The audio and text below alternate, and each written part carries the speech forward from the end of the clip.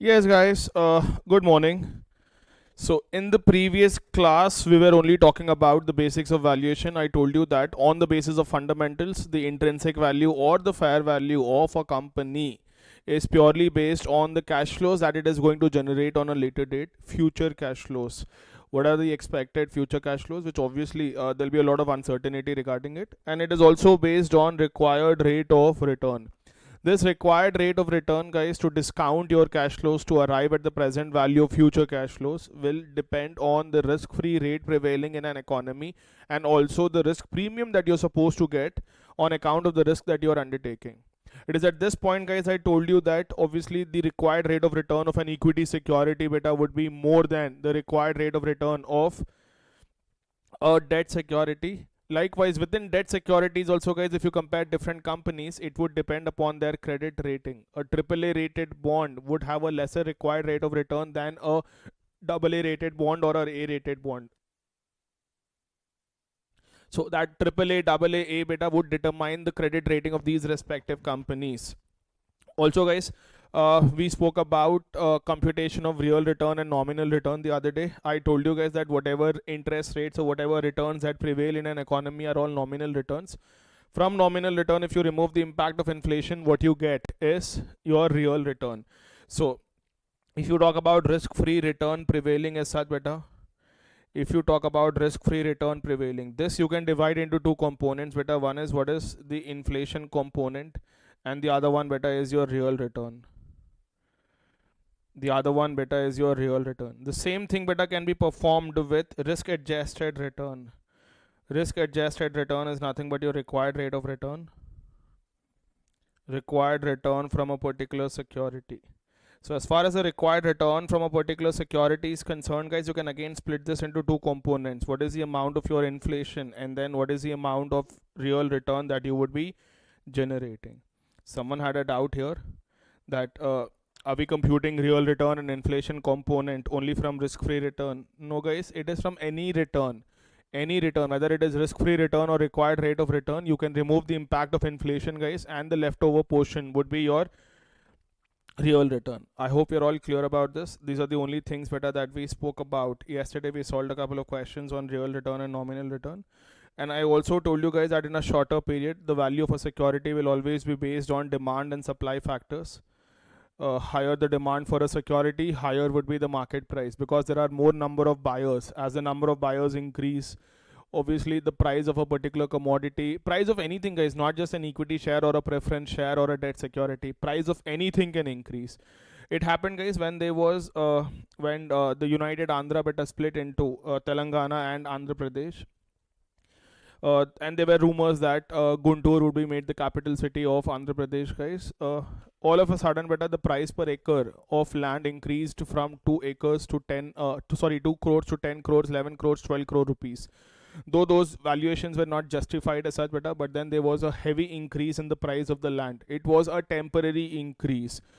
Uh, Everyone, because there was huge demand, people thought that this was actually going to be made the capital city, and the prices, guys, shooted. Only later as such, but the prices reduced because there were not actually a lot number of buyers that they realized over a longer period that they are willing to pay such high prices. Okay, guys, any doubts from yesterday's session? If you have revised anything, do you guys have any doubts, or should we start off with the basics of time value of money now? Should we start off? If there's someone who's not joined the class yet as such, but if someone who's yet sleeping, do remind them. There are many experts. I understand that you guys are not used to waking up early in the morning, better. You might be waking up at 9:30 every day, and because it is work from home for majority of us, directly start working. So okay, guys, let us now start. Am I audible? Is everything all right? Someone can type there. Yes, एक जना करे तो बस है. Yes. Okay. Perfect, guys. Let us now start the basics of time value of money, guys. It is very important that we understand time value of money properly. As I told you, we would be using this left, right, and center in multiple chapters, guys. The entire security valuation is just based on the present value of future cash flows, bond valuations, equity share valuation, valuation of warrants, valuation of right shares, a lot of things that are purely based on time value component. What is time value of money? Everyone knows better that the purchasing power of money does not remain constant. It does not remain constant. It will change with the passage of time. Usually because of inflation, the purchasing power of money keeps reducing. Interest becomes a compensation for a decline in the purchasing power of money. But let us not forget, it is not just a compensation for decline in the purchasing power of money. It is also that you're taking risk by parting your money. You are taking a risk better by parting away with your money. So interest would also become a compensation for that risk factor. That is why, guys, the return that you generate would be little more, should be more than the amount of inflation rate. And because you are giving away your money to someone else, because you are giving away your money better to someone else, you are delaying your consumption. Instead of buying some commodity today, you will be buying that commodity on a later date. So it is human nature, guys, to expect that you should be able to buy more of that commodity on a later date.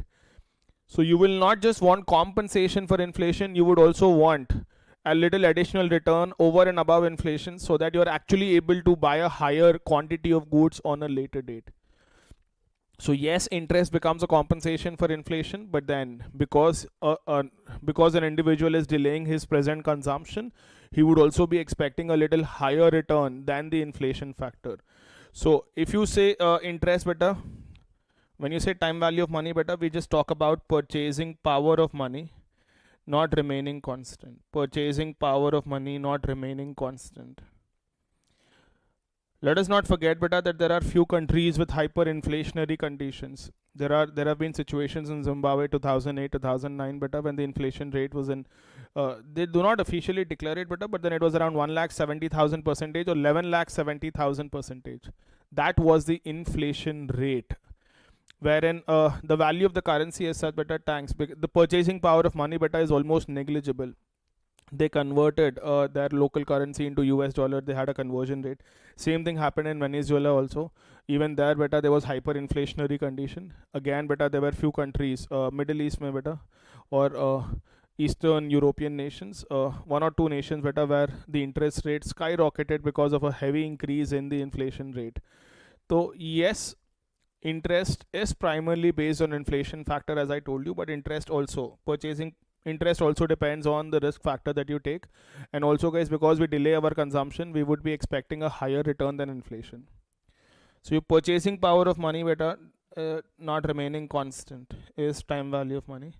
Interest, beta, is a compensation for, listen, guys, you can copy, I'll give you time, is a compensation for, first thing, beta, it is delaying. Okay, first most important thing, beta, it is inflation. Second thing, beta, it is delaying present consumption. Because you are delaying consumption, beta, you would want a higher return. An individual, guys, would expect a return higher than inflation. An individual would expect a return higher than inflation. Why are we expecting higher than inflation? So that is able to buy a higher quantity of goods. He or she is able to buy a higher quantity of goods.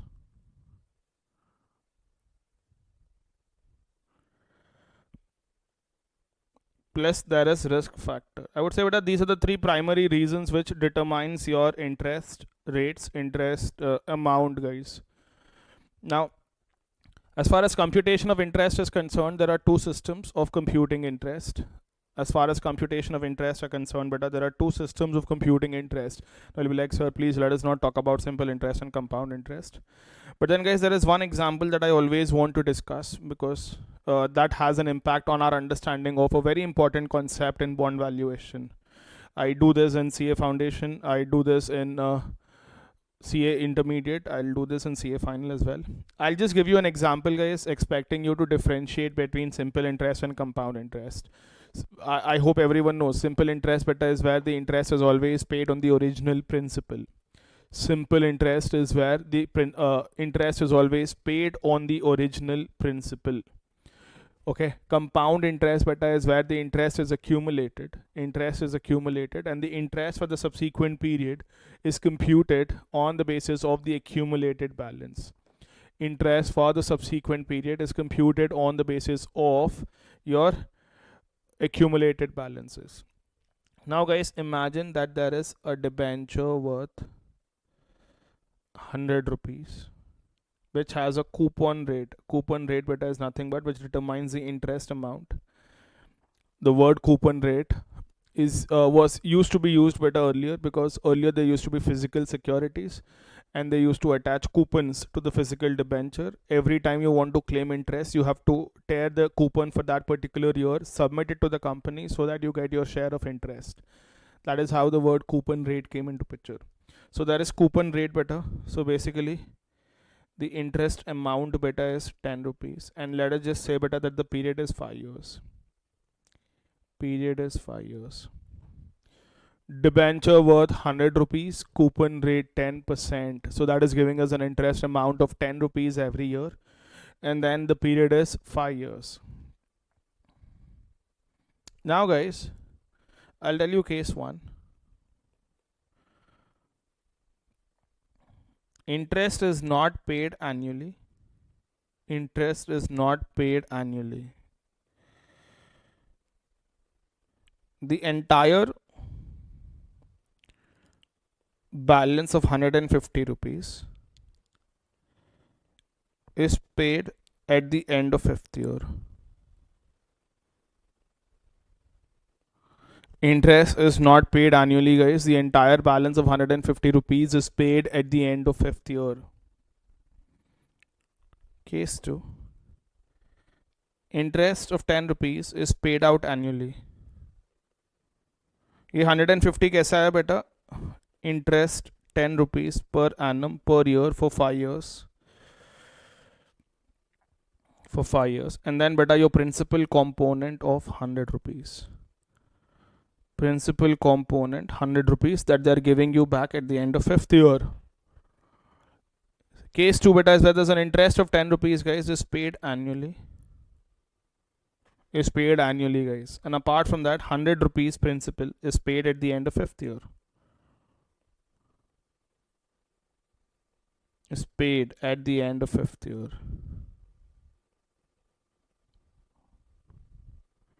Case 3, guys. Interest is not paid annually.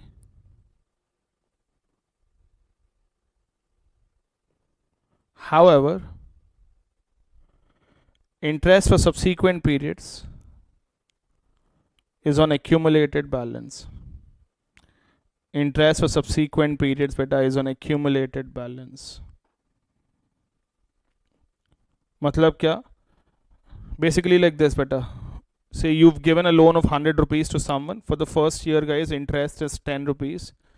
When they're computing interest for second year beta, they're computing it on 110 rupees and not on 100 rupees, 11 and so on. This will continue like this. So these are the 3 cases, guys, that I'm giving you. There's a debenture worth 100 rupees, coupon rate 10%, interest amount is 10 rupees, period 5 years.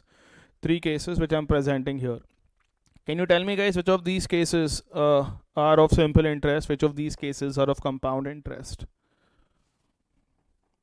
Which of these cases that are of simple interest? Which of these cases are of compound interest?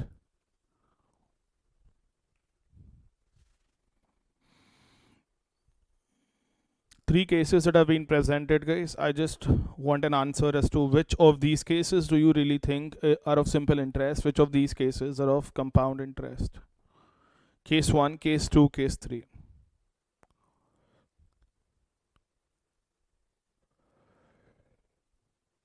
Naman says case 1 is simple interest, case 3 is compound interest. Mehul says first 2 simple, the last one is compound interest. Lalit says case 1 is simple interest, third is compound.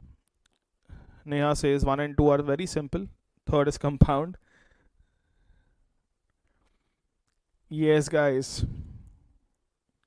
So one thing that everyone agrees on is that the third one is compound, because sir has himself written that interest for subsequent periods is on accumulated balance, and case 1 is of simple interest.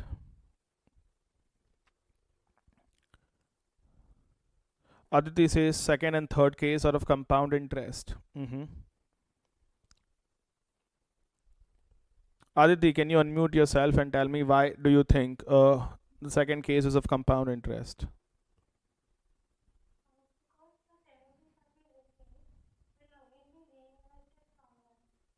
Okay, so you do remember what I've explained earlier. Uh, do you remember what I've explained at foundation level or intermediate level? No? Yes, guys, whatever she answered is perfectly right. There is no doubt about it that case 1 is simple interest. There is no doubt about it that case 3 is compound interest. But terming case 2 as simple interest will not be appropriate. Please understand, you should be able to differentiate between the concept of simple interest and compound interest if money is not being paid out to you every year.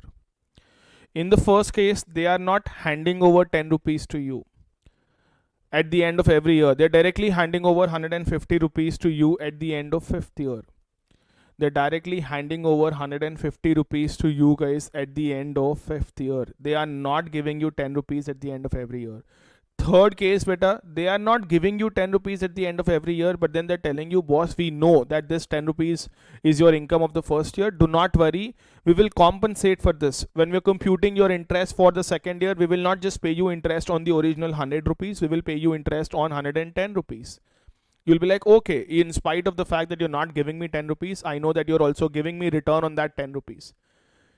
Case 2, guys, you've invested in a company, they're giving you 10 rupees at the end of first year. Think practically, can you invest this 10 rupees somewhere else and generate a return on that 10 rupees as well?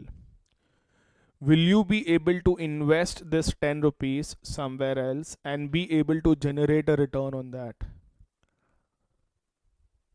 Yes or no?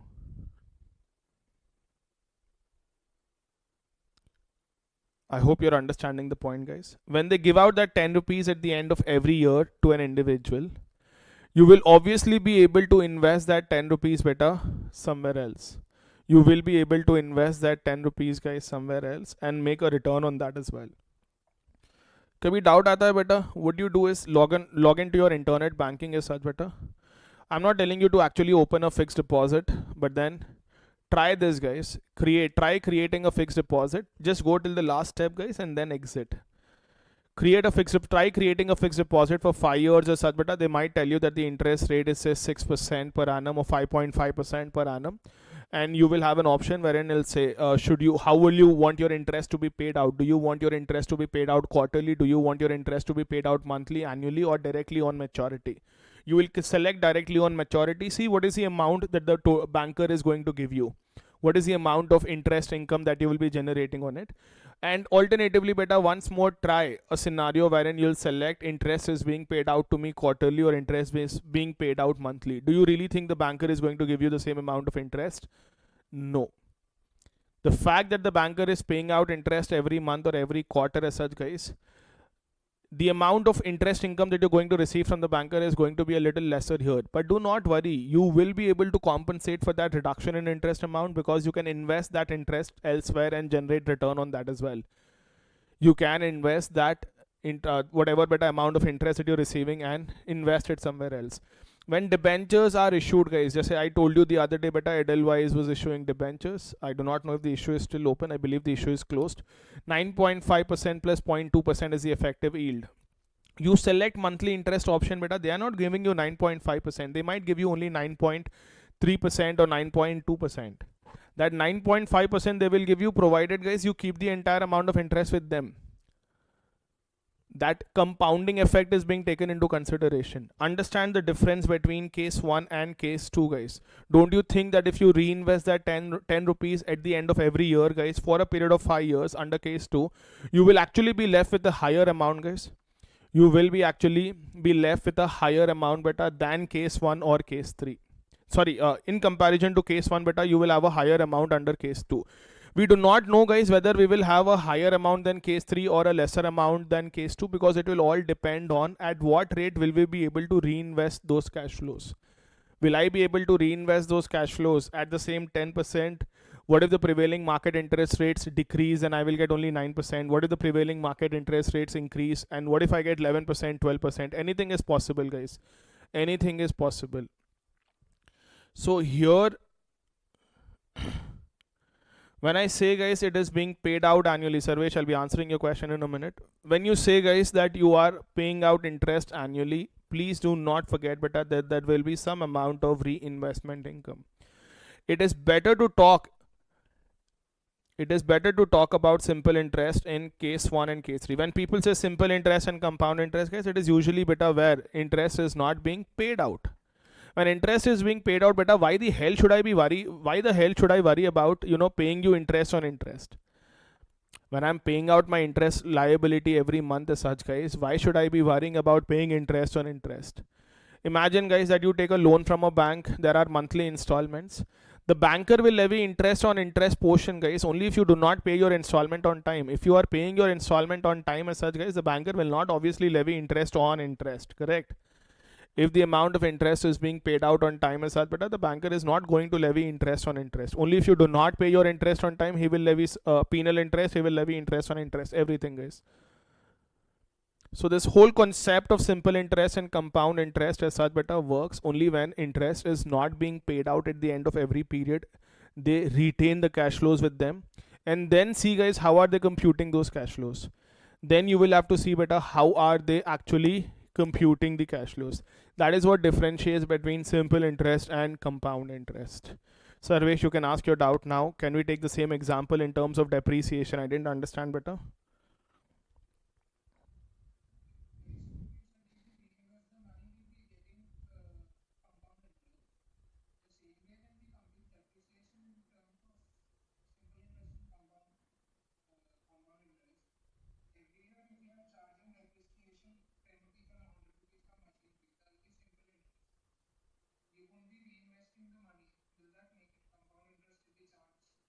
No, beta.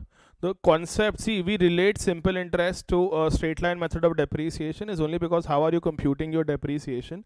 But then if you're actually putting aside funds, then you should be relating it to the concept of sinking fund. Merely computing depreciation has nothing to do with simple interest or compound interest.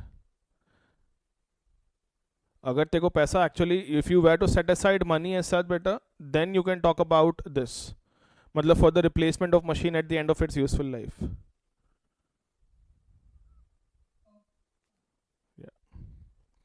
Yes, guys. Any doubts in this? I will obviously be giving you detailed cash flows, but I'll tell you what will happen if you reinvest at a higher rate, what will happen if you reinvest at a lower rate, what will happen if you reinvest, if you do not reinvest at all.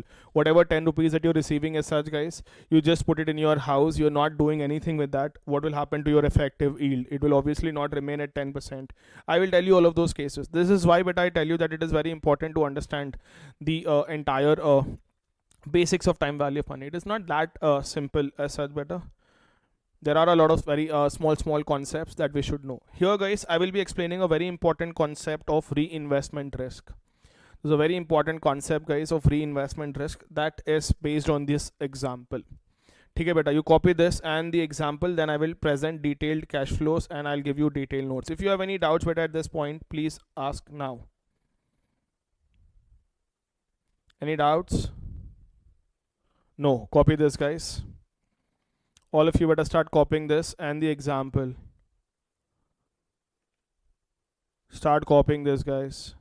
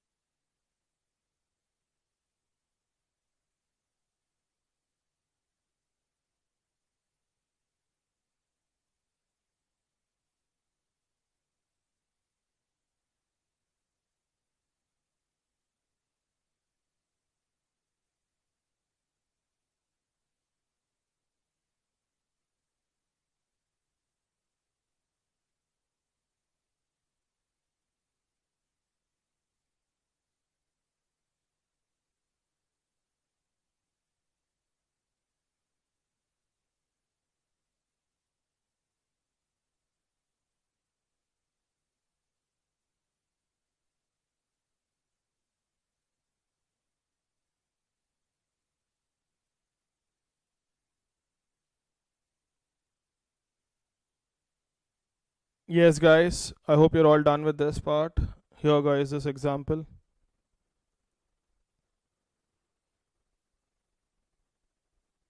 Copy this, guys.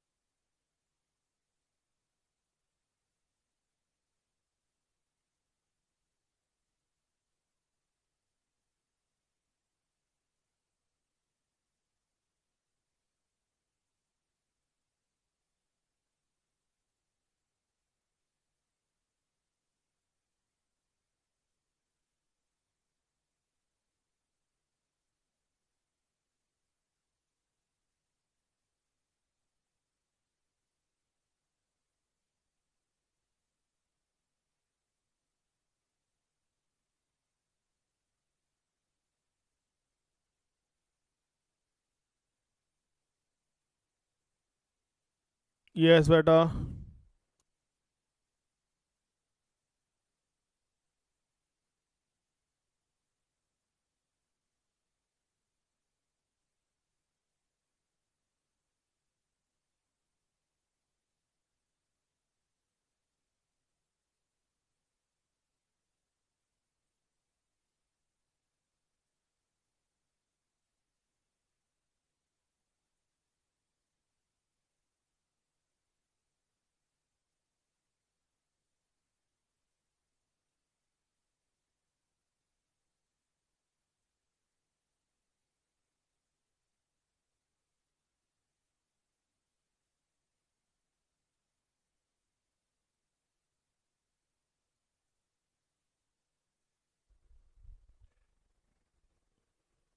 Let me know, beta, if you guys are done with this.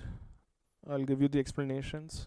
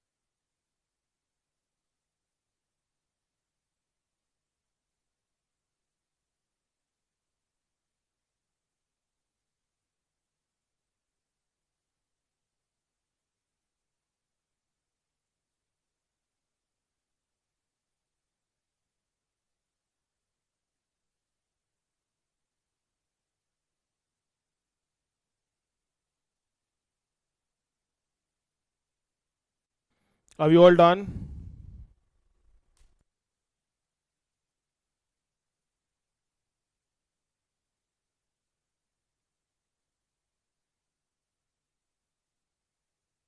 कितना time रहे इतना copy करने के लिए?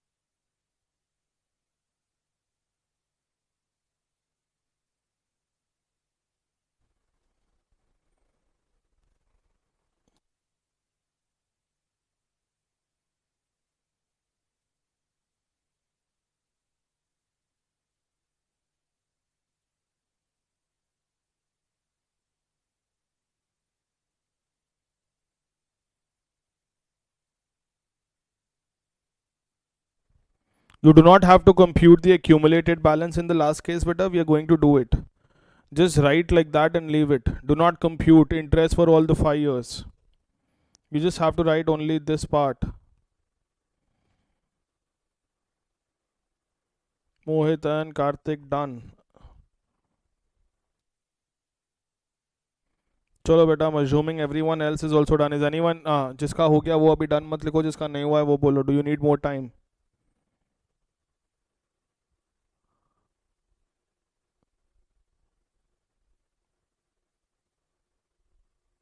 No one needs more time to copy, right? चलो, if you need more time बेटा, let me know now.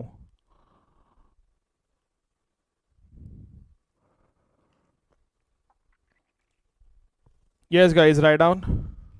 All of you better start writing notes. We can differentiate between simple interest and compound interest. Write down. We can differentiate between simple interest and compound interest only if we can differentiate between simple interest and compound interest only if interest amount is not paid annually. Interest amount is not paid at the end of every period.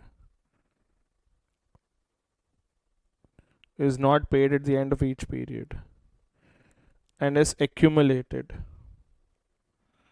And is accumulated.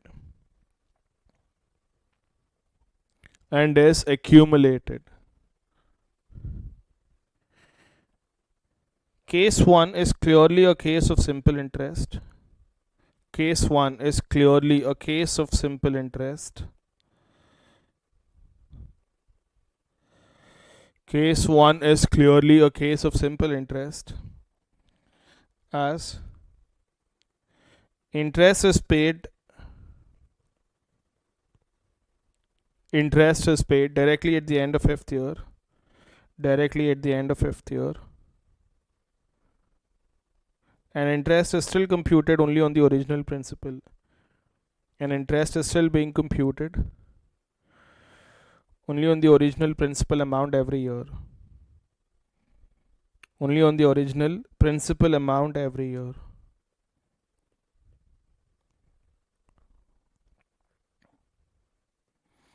Case 1 is clearly a case of simple interest, as interest is paid directly at the end of 5th year and interest is still being computed only on the original principal amount every year. Case 3 is clearly a case of compound interest. Clearly a case of compound interest,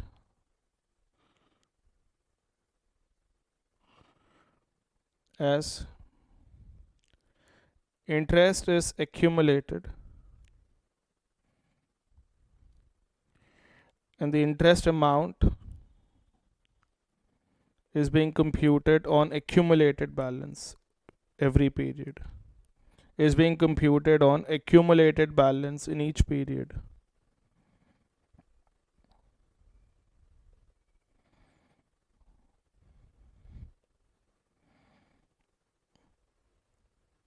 And the interest amount is being computed on accumulated balance in each period. Interest amount is being computed on accumulated balance in each period.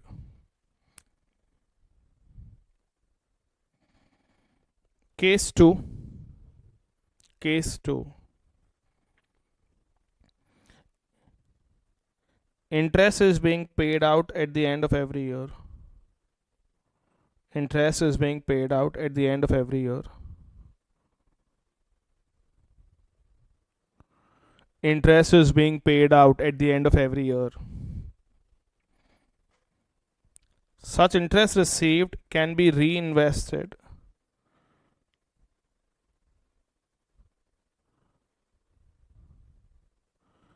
Such interest received can be reinvested, resulting in reinvestment income. Resulting in reinvestment income. Such interest received beta can be reinvested, resulting in reinvestment income. So the accumulated balance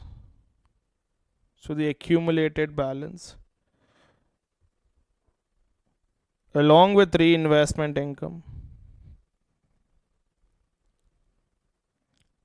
along with reinvestment income, will be more than 150 rupees. Will be more than 150 rupees. This is what beta the accumulated balance under simple interest.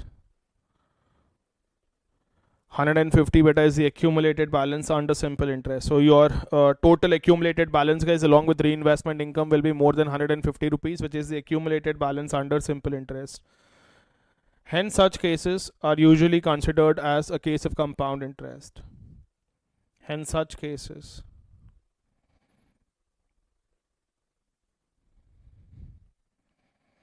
are usually considered as cases of compound interest. Cases of compound interest. Such cases are usually considered as cases of compound interest. They are subject to reinvestment risk. They are subject to reinvestment risk. They are subject to reinvestment risk. Are you done writing all of this? They are subject to reinvestment risk.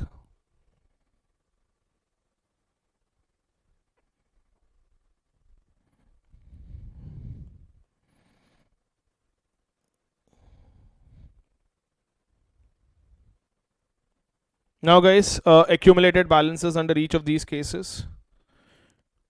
Case 1 beta, accumulated balance would simply be 100 rupees plus 10 rupees into 5 years that I've already explained. Total amount is 150 rupees. Total amount beta is 150 rupees. This beta would be your accumulated balance beta under case 1.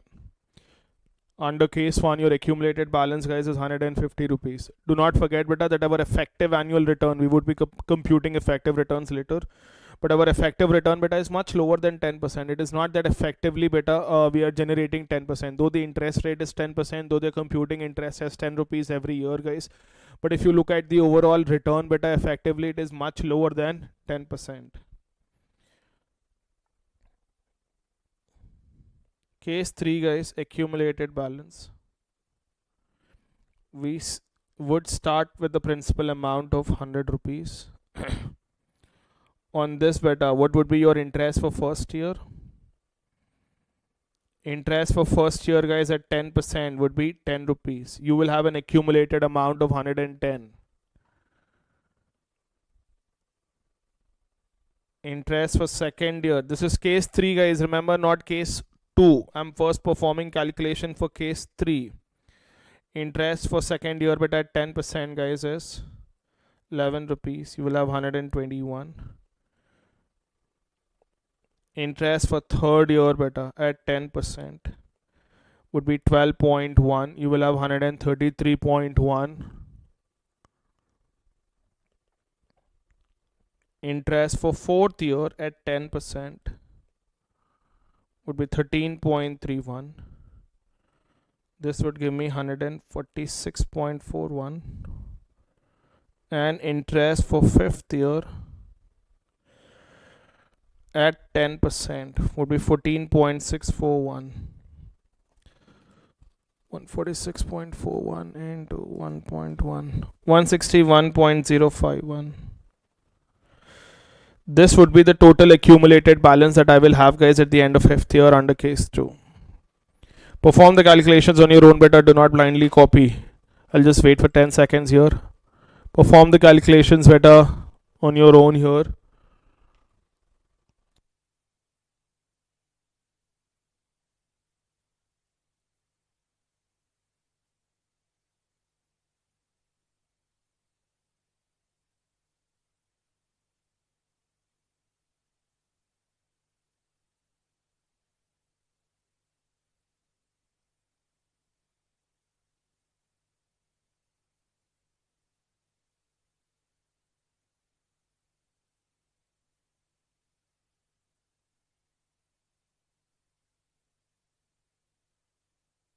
Yes, guys. Now, beta, how do I compute accumulated balance under case 2? I just gave you a note, beta, that under case 2, the reinvestment income, there will be some amount of reinvestment income, but that will depend on the amount of your reinvestment rate. That is the rate at which you are making reinvestments. That is the rate at which, beta, you are making your reinvestments.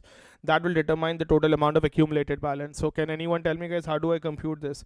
Guys, do you remember the concept of modified internal rate of return? Does anyone remember the concept of modified internal rate of return, guys, that you've learned at CA intermediate level? Sarvesh, you would want to answer that? No, sir.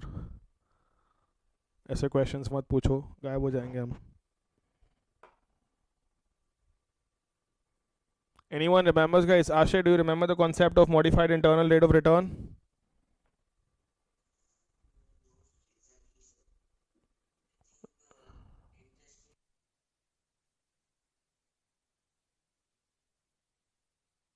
Please do not tell anyone that I taught you financial management at CA inter level.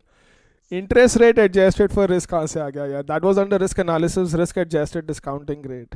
Survey says, sir, assuming it is reinvested in the same deposit till the it will be computed same as case 3.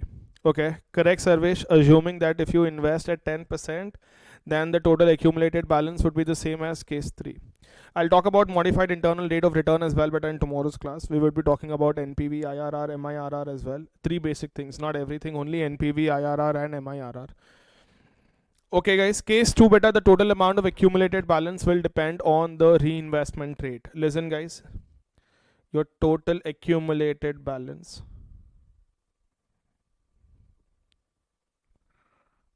will depend on reinvestment rate. ऐसे तो बेटा there can be multiple cases here. Multiple cases मतलब we do not know what is the reinvestment rate. We do not even know beta if the reinvestment rate is going to remain constant for the entire period of 5 years. What if first year you're reinvesting at some rate, second year you're reinvesting at some other rate, third year beta you're reinvesting at some other rate. Always possible, right, guys? Yes, always possible, beta. तो यहाँ पे क्या होगा? Say guys, if I assume that reinvestments are made at a constant rate of 9%, I'm just assuming 9%, but a little lesser than 10%. You do not like 9%, we will take 8%. So guys, if reinvestments are made at 8%, constant rate, guys, if reinvestments are made at 8%, now what will happen beta here is, remember guys, at the end of first year beta you are only receiving 10 rupees. I will now talk from the viewpoint of cash flows received, guys, and those cash flows reinvested. At the end of first year beta you're only receiving 10 rupees, correct? हाँ या ना बेटा?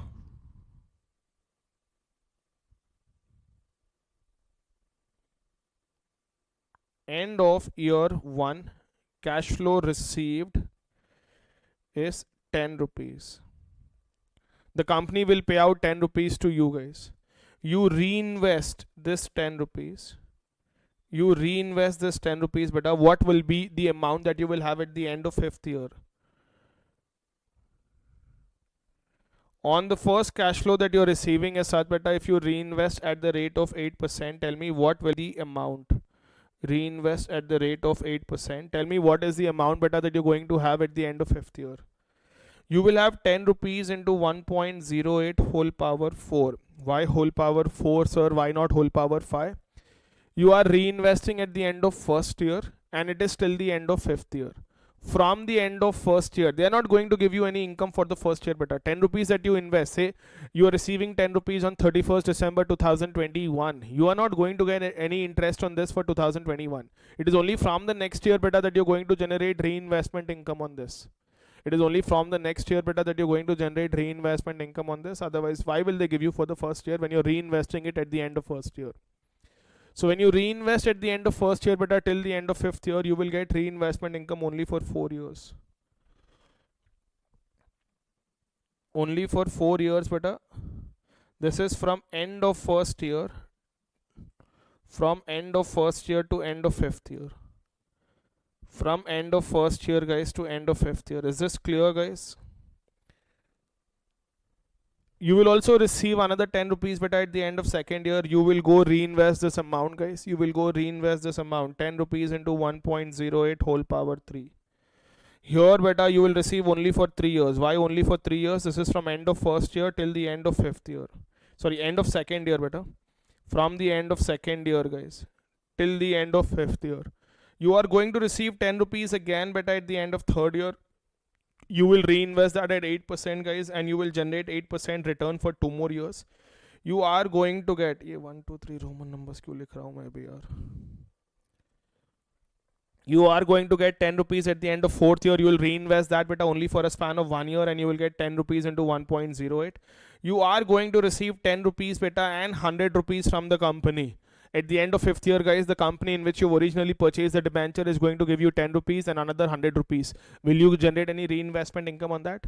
Imagine, guys, I take a lakh rupees to HDFC Bank on 31st December 2021. I show them, sir, I got this, I want to reinvest, but I'm taking it back home. Will they give me any interest on that? Of course not. So this amount beta will be zero reinvestment income. This amount will remain at 110 only. Can someone compute beta? Reverse order में compute करो, it will be easier. First write 10 into 1.08. It is obviously, guys, 10.8. Any doubts you can ask beta? That into 1.08 is 11.664. Into 1.08 is 12.597. 1.08 is 13.605 approximately. All of this put together, guys, would be बच्चों 158.666. 158.666. What is the difference between case 3 and case 2 beta now? What's the difference between case 3 and case 2 now? In case 3 beta, we had an accumulated balance of 161.051. Here the accumulated balance that we have is 158.666. In case 3, guys, there were reinvestments made, but without our interference. In case 3 also beta, there were reinvestments made, but without our interference. The amount was already reinvested by the company in that same company, and they were giving us 10% return on that interest as well. Case 3 beta is wherein you are reinvesting your cash flows automatically at 10%. I repeat, case 3 beta is where you are reinvesting your cash flows automatically beta at the rate of 10%. Case 2 beta, I just took what if my reinvestments are at 8%. Sir, I do not want to do this, sir. This is not good calculation. तुम्हारे को नहीं पूछा बेटा मैं what is good, what is bad, but you have to do this. Alternative presentation, guys, for that beta is alternative presentation. Say, guys, end of first year, I receive 10 rupees. I reinvest this somewhere else, and I get interest at the rate of 8%, that is 0.8. So I will have 10.8, but then I will receive another 10 rupees from the company, guys. I will receive another 10 rupees from the company, yes or no? Now, the total amount of my reinvestment would be 20.8. This is interest at the rate of 8%.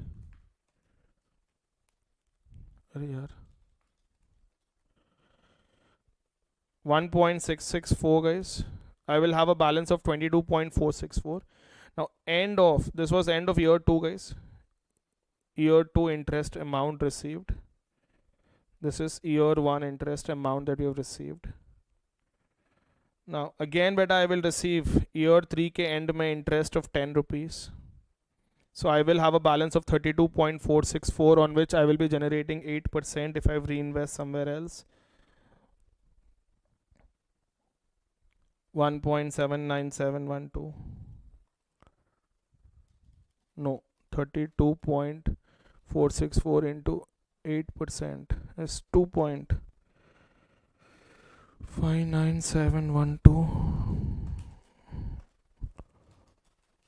32.464 is 35.06112. I will again receive 10 rupees beta. This is my year 4 interest amount. So this will become 45.06112. On this again I will receive 8%. What is wrong with my calculator? Nothing. 3.6049. 48.666. I will receive another 110 rupees from the company, guys. I will have 158.666. This is the amount that we have, guys. But whatever 10 rupees that you're receiving as such beta from the company, you're going and putting it somewhere else beta on which you will keep on generating 8% return. You're receiving 10 rupees, you're putting it elsewhere, you're getting 8% there. You're receiving 10 rupees from the company, you're putting it elsewhere beta, you're getting 8%. So this will just continue as such beta, and you will have a total accumulated balance, guys, at the end of 5th year as 158.666. Are we understanding this? Are we actually understanding the concept of reinvestments? Are we understanding the concepts of reinvestment, guys? Now, if an option was given to you guys, say you are investing in the debentures of Edelweiss says, sir, these are 10 years debentures. You have an option. You can receive interest at the end of every year, or you can opt for direct interest payment at the end of 10th year. If you opt for, listen carefully better, if you opt for interest being paid out annually, there is reinvestment risk. You do not know at what rate will you be able to make those reinvestments. If you opt for interest being paid out annually, there is reinvestment risk. You do not know what will be the exact amount of interest income that you will be able to generate on your reinvestments. If you select the second option, guys, where interest is being paid out to you directly at the end of 10th year, you do not have reinvestment risk. Edelweiss itself is reinvesting your cash flows at 9.3%, 9.4%. जो भी है, they're themselves reinvesting your cash flows better at 9.4, 9.5%. Which option will you select? Will you be selecting option 1? Will you be selecting option 2? Which option better do you think you'll select? That was the question, guys. And I did not ask that question to myself. Survey says he will select option 1. Survey, any specific reason as to why will you want to select option 1?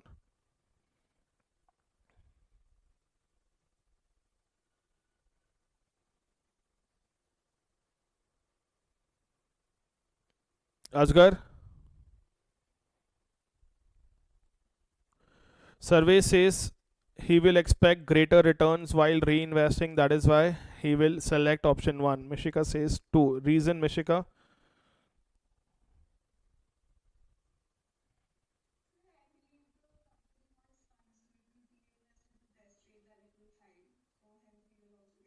No, beta, you are a debt holder here. Even if the company is able to generate a higher return, you will not get anything more than 9.3%, 9.4%, which the company has promised. You are not an equity shareholder here, you're only a debt holder. You purchased the debenture of Edelweiss. So you would be getting a fixed return. जो भी company ने promise किया है वही मिलेगा बस.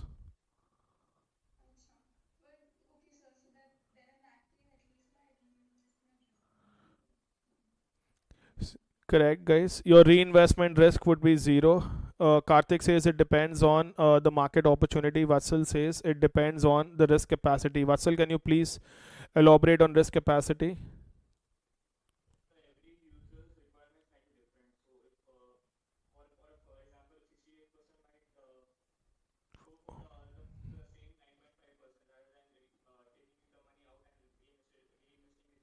Did you just say 60-year-old would prefer getting 6.5%? 9.5% directly? Okay, Vatsal. So if you're pointing at me that a 60-year-old like me would prefer option 2, the answer is incorrect. A 60-year-old would need money every year to meet his expenses. He would obviously prefer annual payout. Hamesha yaad rakhna, guys, someone who's pretty old would prefer a recurring income. When they prefer a recurring income, they would prefer annual payout of interest, or if they're investing in equity shares, they will invest in those equity shares that have a very high amount of dividend payout. Rule number 1, always remember this. So risk capacity beta, you can talk in terms of the younger generation also.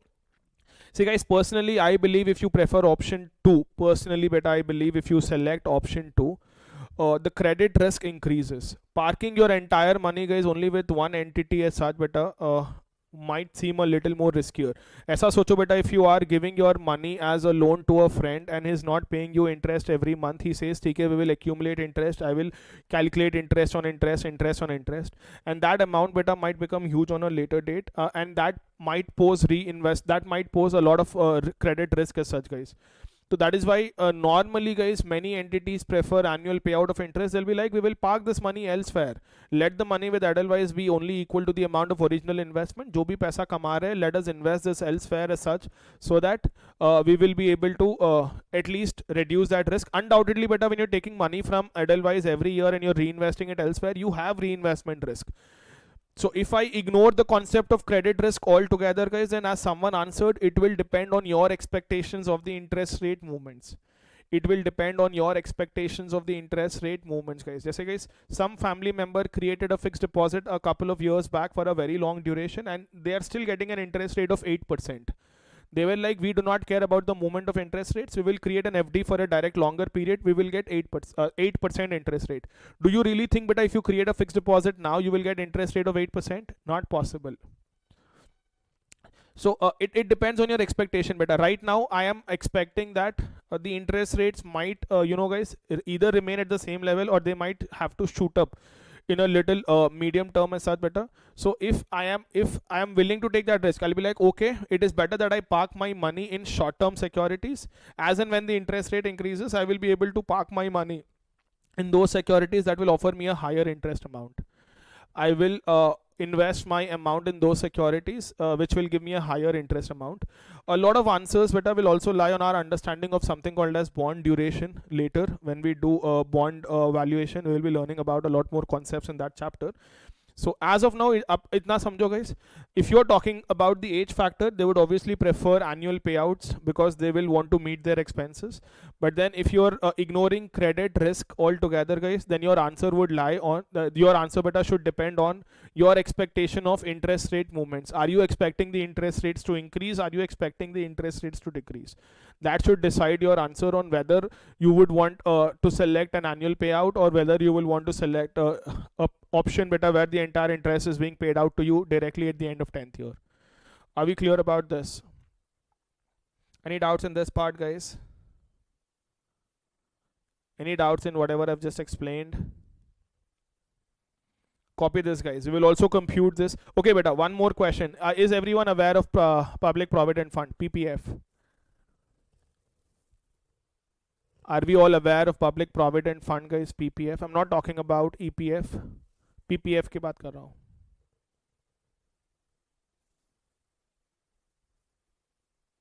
Yes sir, it is claimed as a deduction under ATC. वो एक answer आता है. So guys, I hope what happens under a Public Provident Fund beta is that you can invest an amount. This is basically better for those people who are self-employed. You can invest a minimum amount of 5,000 rupees per annum and max, I believe it is 5,000 only. So 5,000 rupees per annum and maximum amount better that you can deposit in this is 1,50,000. It works on exempt basis. That is basically when you make a deposit in PPF, you can claim a deduction under section 80C guys. And then whatever interest income that you receive on PPF is exempt from taxes.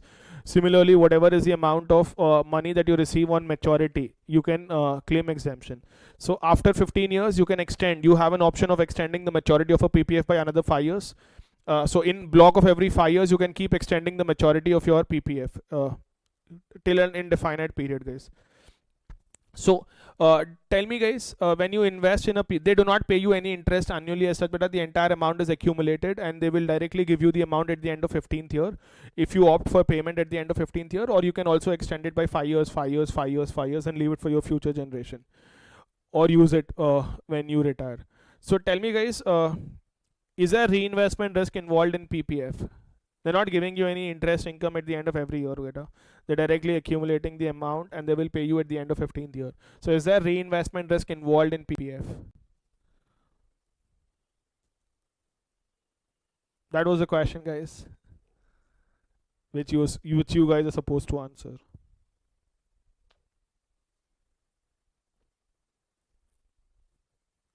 मेरे बच्चों,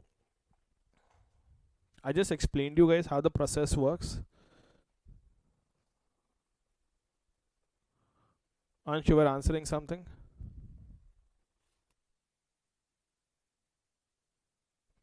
PPF mein beta, you will keep investing amount every year, 5,000 to 1,50,000 depending on what amount you want to invest.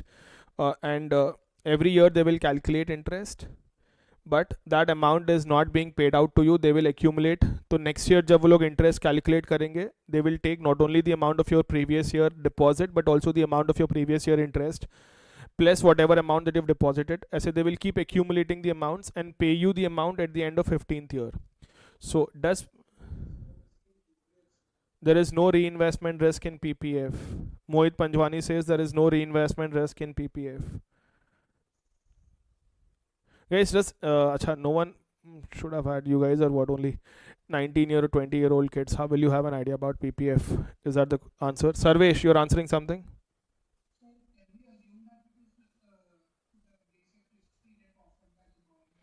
Now, there'll be no. So, if the government offers the basic risk free rate, there will be no reinvestment risk. Why did you come to that conclusion? Are you telling me that the government's risk free rate never changes? Does it remain constant? Do you know there was once a phase where the risk free rate in India was 13-14%? 1990s. When people invested in debentures, they used to get an interest of 17-18%.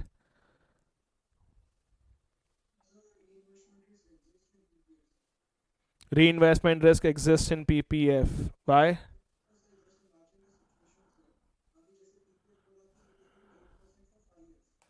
Correct, beta. That's the right answer.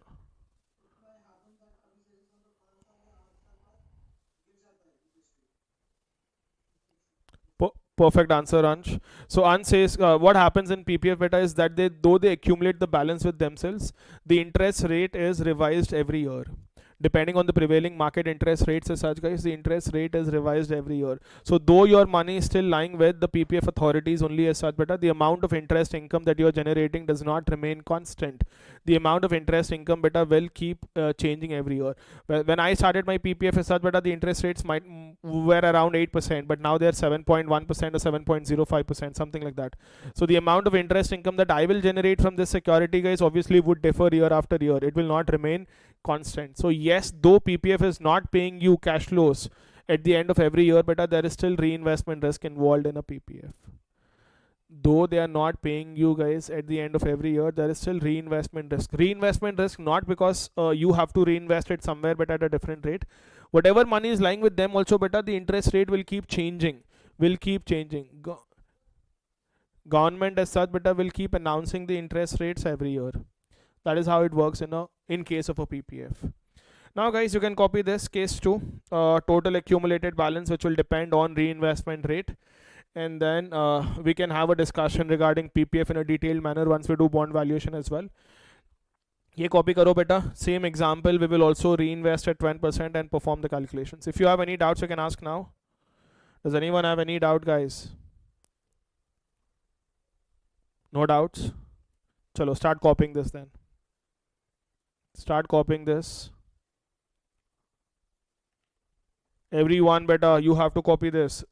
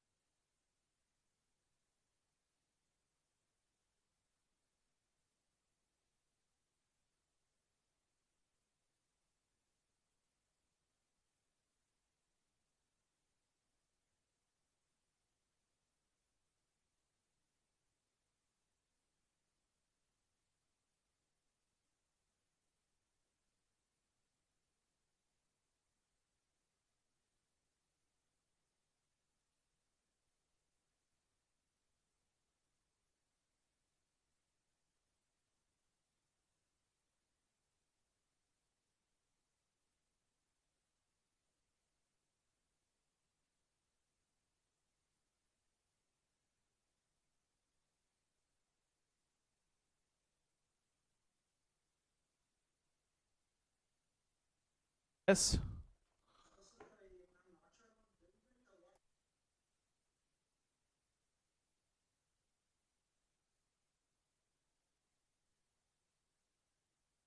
No, beta. No. So if you're investing in a fixed rate debenture, irrespective of the changes in interest rates, the amount of interest that you're supposed to receive from the company cannot change. Only if it is a floating rate debenture. Floating rate debenture works like PPF. Matlab, basically, the amount of interest that you will receive on that debenture will keep changing with the changes in the interest rates. तो वहाँ पे obviously तुम्हारा रहेगा ही रहेगा, मतलब whether the company is paying you or not, it does not matter, because the amount of interest income that you're generating will change with the change in prevailing interest rates. Yes, better. Are you all done with this? 158.666 तक हो गया क्या? Perform the calculations बेटा, do not blindly copy, do not forget that.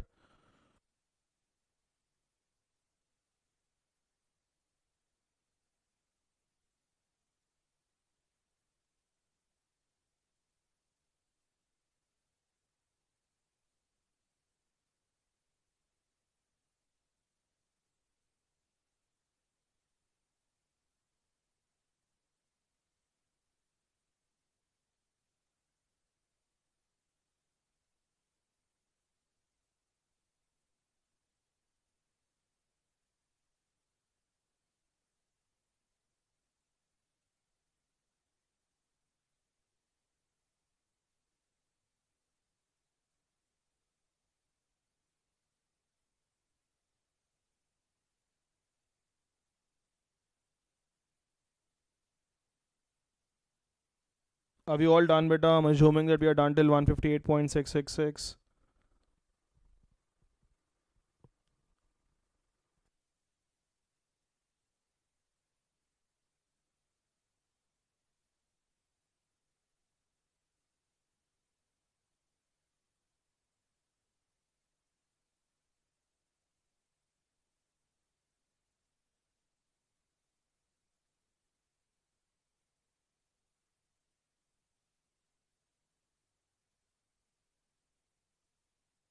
Here better perform this calculation also. You're receiving 10 rupees from the company, guys. You're reinvesting it elsewhere, and on that, you're generating a return.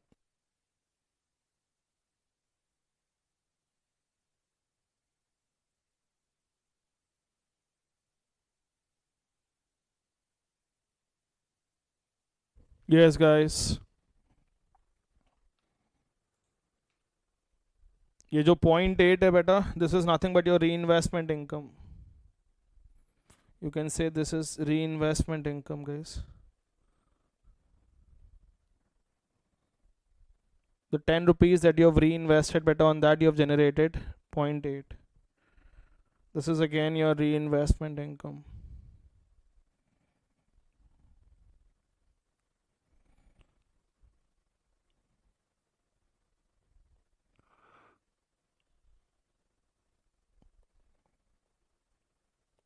Check, guys.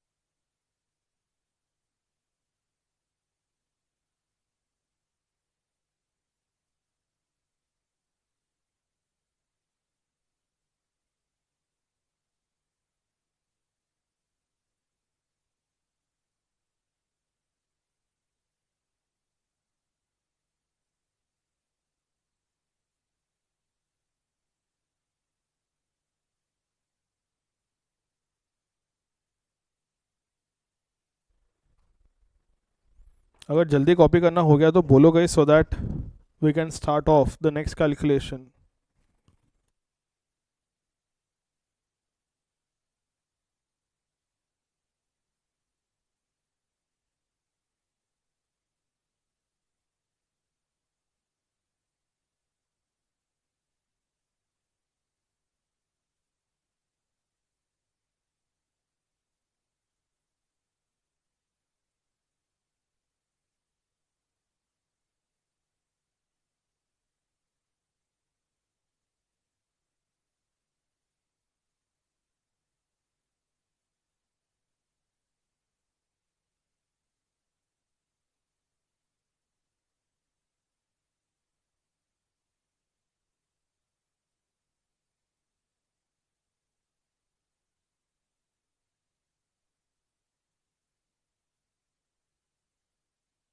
Yes beta, I'm assuming that you're all done with this. सबका हो गया ना बेटा? So same case 3 only guys, now we will compute, sorry case 2 beta, we will compute if reinvestments are made at say 12%. If reinvestments are made at 12%. A constant rate guys, let me tell you beta that not necessary that you're able to reinvest at the same rate guys for the entire 5-year period. Obviously your reinvestment rate can differ from year 1 to year 2, year 2 to year 3 also, but then that will involve way too, that is practical situation guys. But then यहाँ पे we will just assume that the reinvestment rate is constant for the entire period of 5 years guys. Perform it like this better, whatever amount that you're receiving guys, you're reinvesting, and then compute.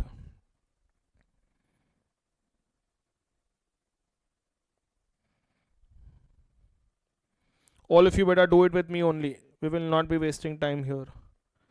The amount of cash flow that you have received as such beta is 10 rupees, which you're going to reinvest. 10 rupees in the first year, 10 rupees in the second year, 10 rupees in the third year, 10 rupees in the fourth year, 110 rupees in the fifth year.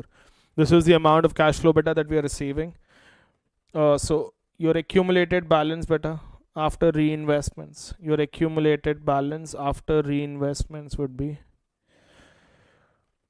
on the first 10 rupees guys, when you reinvest at the end of first year, are you going to receive interest for 4 years, or are you going to receive interest for 5 years?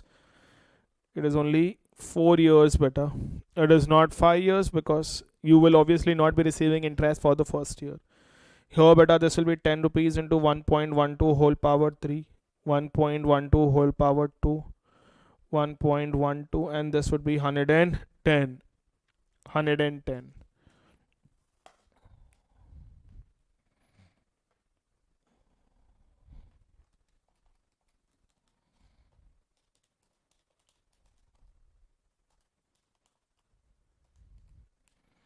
This is 12.544, 14.04928, 15.73519. Total amount is 163.52847. This is the total accumulated balance that you will have guys at the end of fifth year, if you are reinvesting all the cash flows received guys at a rate of 12%. If you're reinvesting all the cash flows received at the rate of 12%, beta, you're going to have an accumulated balance of 163.5284.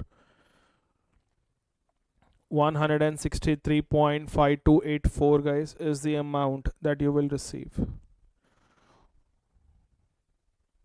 Fundamental rule, remember guys, if you think that there is credit risk involved, even a little amount of credit risk involved, that means the other person, other entity can default, it is always preferable to select an option guys wherein you're receiving interest payments every period, and not accumulate your balance with the other person or the entity guys for the entire period. Yes guys, if you're all done with this beta, we will also be presenting a case where reinvestments are made at 10%, just to write beta that the amount would be the same as case 3. We will also be performing one more calculation guys where reinvestments are made at 10%. Where reinvestments are made at 10%. Are you done with this calculation? If yes, beta, start off with reinvestments at the rate of 10%. The company is paying you cash flows at the end of every period, but you're reinvesting it elsewhere at 10% only.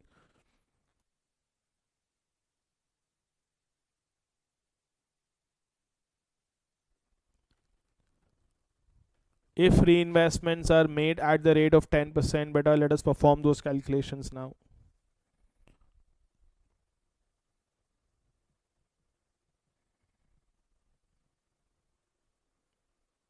Are we all done?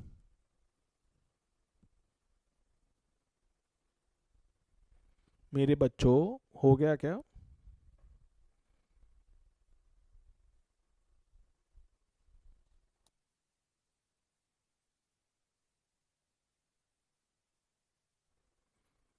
Asha, are you done?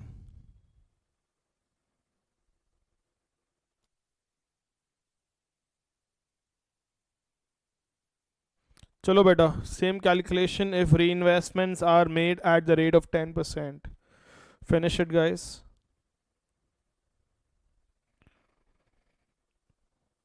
If reinvestments are made at the rate of 10%.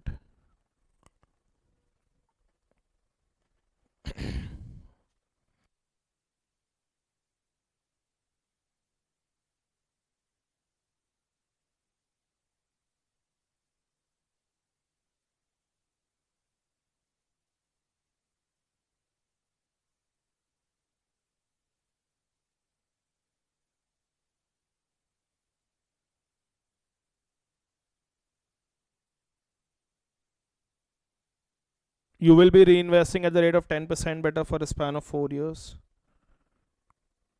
Here 3 years, 2 years, 1 year, and this is 110 only. This would be 12.1, 13.31.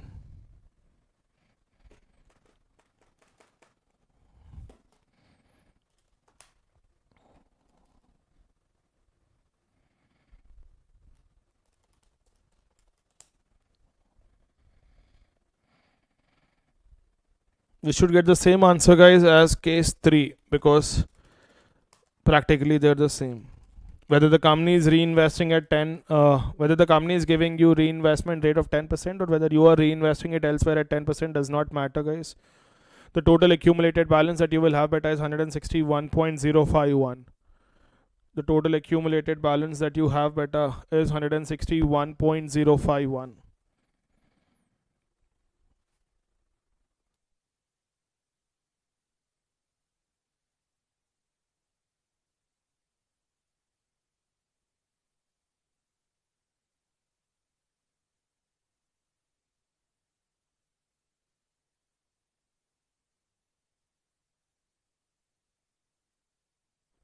Yes, guys.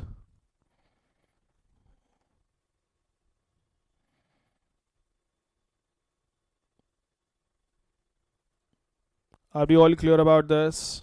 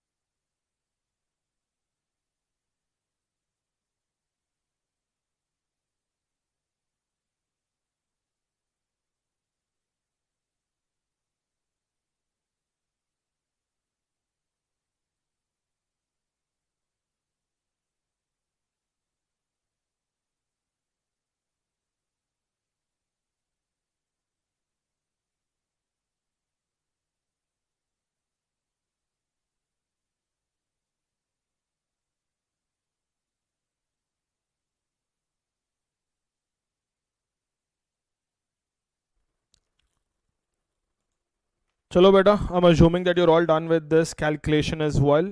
So the only conclusion that you understand here beta, you should understand that if there are interim cash flows received, guys, the total accumulated balance that you will have will always be subject to your reinvestment rate, that is reinvestment risk.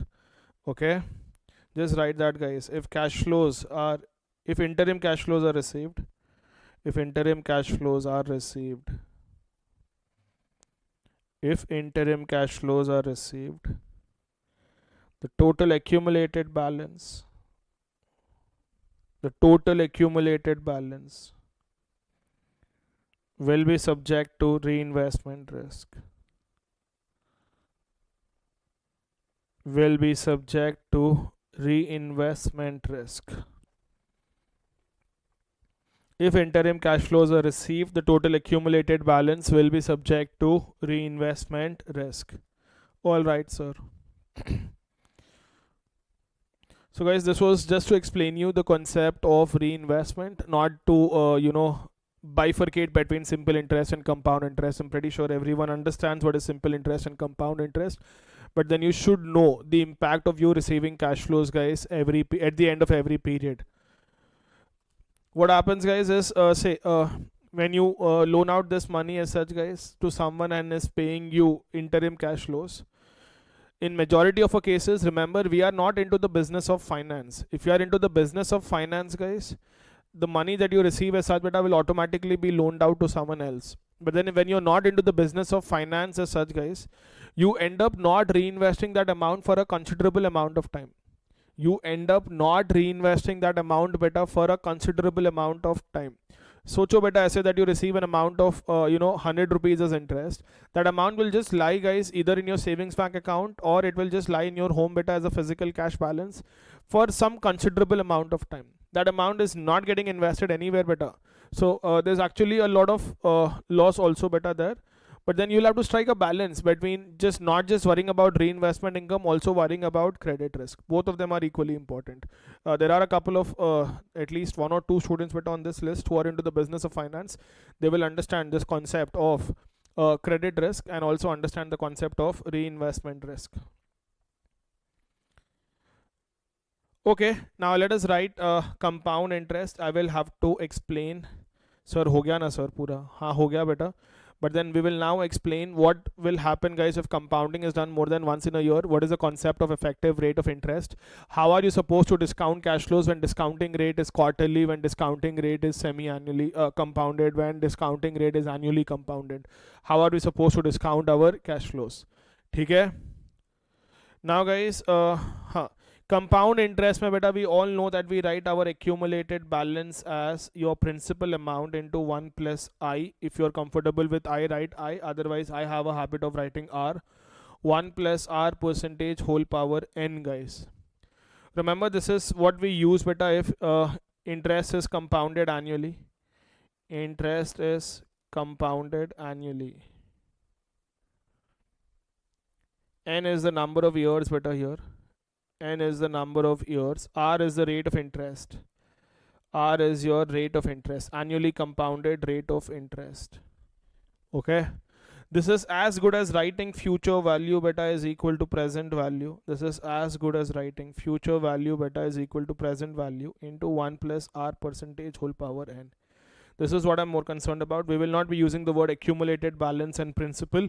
We will be using the word future. We will be using the words future value, guys, and present value. More specifically, guys, in every chapter, we would only be using present values and not future values. Because when you state the value of any security, when you state, say, guys, the value of a debenture, you state it as on the current date. When I say the value of Asian Paints is so much, I'm talking about value of Asian Paints as on today. That is the present value of this share, the present value of this debenture, the present value of this preference share is so much. So you always state, if someone is asking you what is the value of debenture, you will not be like price at the end of 5th year will be so much.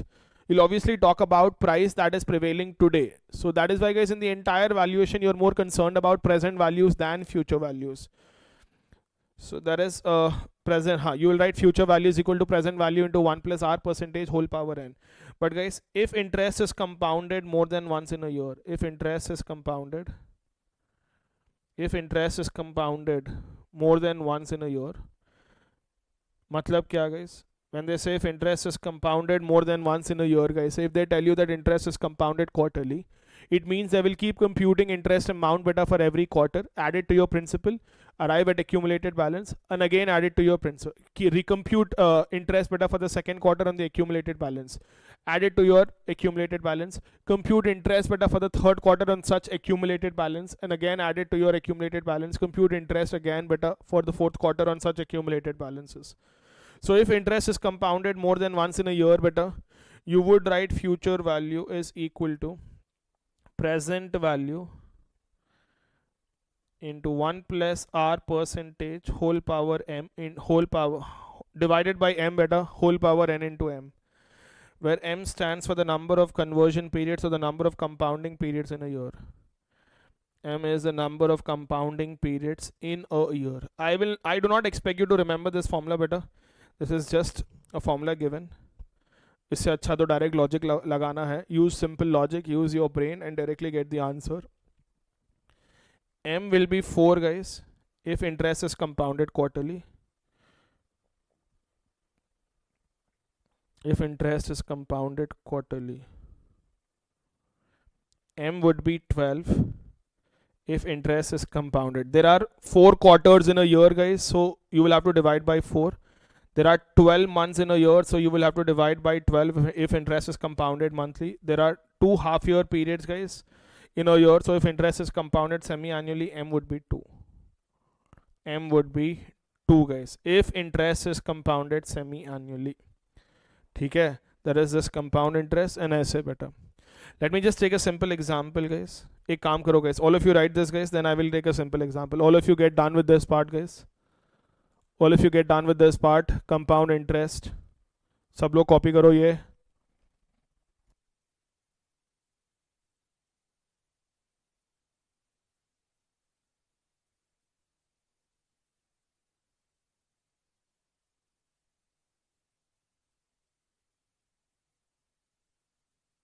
And someone drop a message as soon as you are done copying.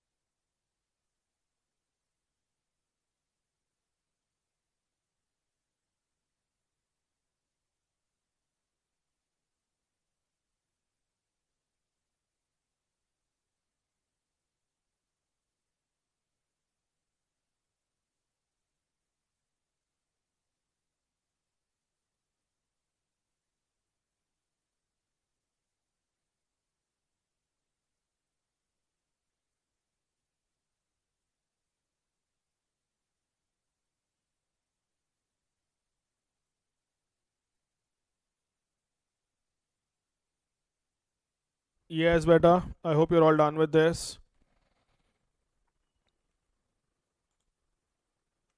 Now, guys, let us take a simple example to understand all of this. I prefer not writing divided by m whole power m anywhere, guys. Say the principal amount beta that you're depositing is 10,000 rupees. And let us say beta that your interest rate is 12% per annum. Term period is 2 years. Term period is 2 years beta. If this is compounded annually, if this is compounded annually beta, if this is compounded annually, you're directly going to write, guys, that your future value is equal to 10,000 rupees into 1.12 whole power 2.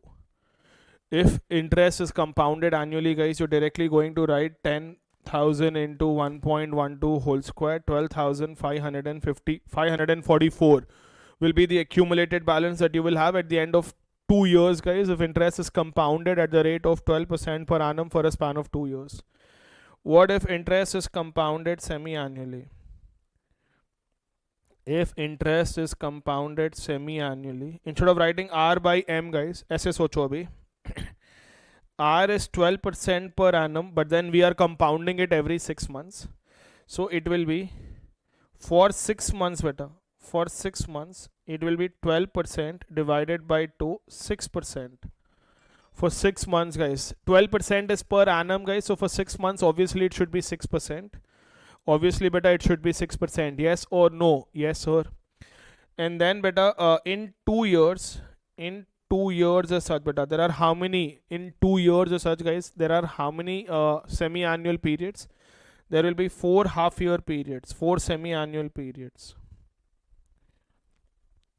So here, beta, you can directly write your future value, accumulated balance, beta, as 10,000 into, we are going to compound interest at the rate of 6% for every period, and there will be 4 such periods. So you are basically compounding interest at the rate of 6% beta for 4 periods. 6% for the first 6 months, then again 6% for the next 6 months, 6% again beta for the third 6 months period, 6% again for the last 6 months period. Are we all understanding this? You'll be like, sir, we did all of this earlier. Please do not explain. So this beta will be 12,624.77 rupees. So if you compound interest semi-annually, you will have an accumulated balance of 12,624.77. You can start doing it with me, guys. While I'm explaining, you can understand. ये देखो beta, one more case. Okay, listen for a minute and then you can copy all the 3 cases. When you say compounded quarterly beta, when you say compounded quarterly, we know beta that interest rate is 12% per annum. If it is 12% beta for 12 months, what do you think will be the interest rate for 3 months? If it is 12% beta for 12 months, what do you think will be the interest rate beta for 3 months? It is going to be, because you are compounding it quarterly beta, you will write for 3 months. Interest rate beta would be 12% divided by, there are 4 quarters in a year. So this would be 3% beta per quarter. It is going to be 3% beta per quarter. And in 2 years beta, you will have how many such quarters? In 2 years, if it is 3% per quarter, guys, in 2 years I will have 8 quarters in totality. In 2 years I will have 8 quarters in totality beta. So my future value here, my future value beta would be 10,000 into 1.03 whole power 8. Every quarter they're going to compound it at the rate of 10%, at the rate of 3%, and they're going to do it 8 times in 2 years. Whole power 4, 5, 6, 7, 8 into 10,000. So this is 12,667.7. I hope you're all clear about this, but I'm zooming in. You guys can copy this calculations. If you're already done with it, you can also practice compounded monthly. I am going to do it in a minute. This is compounded annually, compounded semi-annually beta. If you are done with it, you can also do compounded monthly.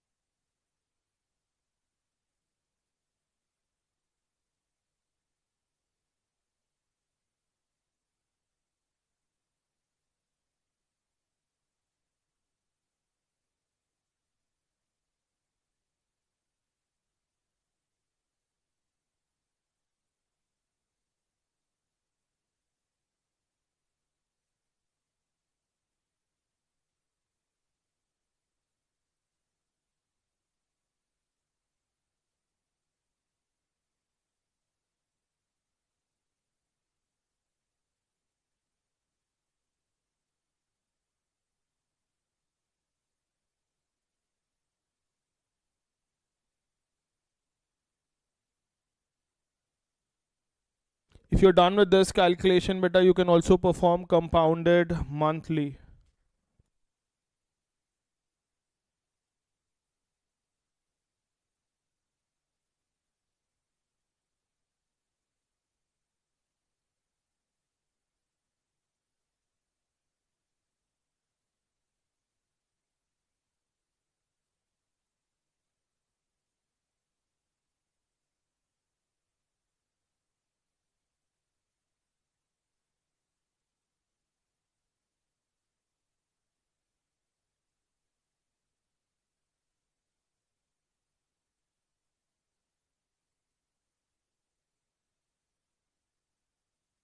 Are we all done with this? हो गया बेटा सबका ये?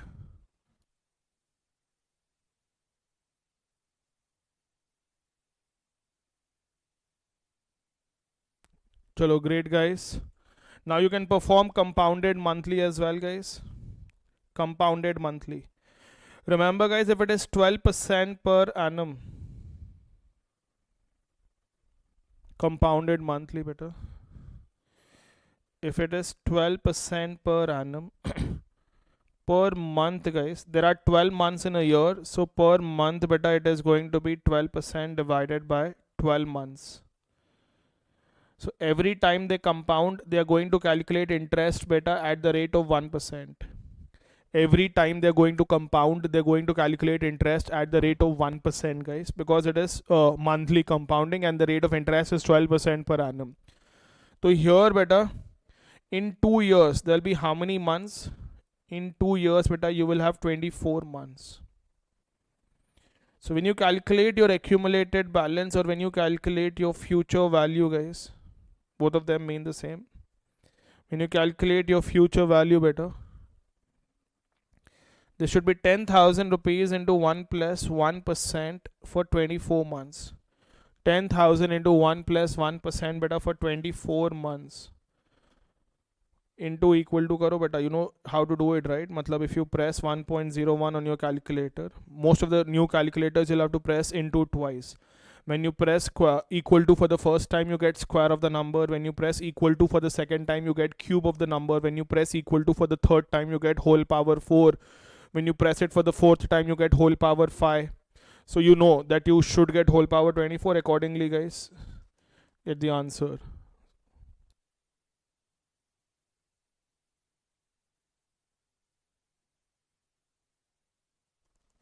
Getting 12,697 beta 0.35. This is the amount of future value here. If cash flows are compounded monthly, I will get an amount of 12,697.35. Check the calculation beta if this is correct. All of you guys do check the calculation if this is right. 12,697.35. 12,697.35, guys.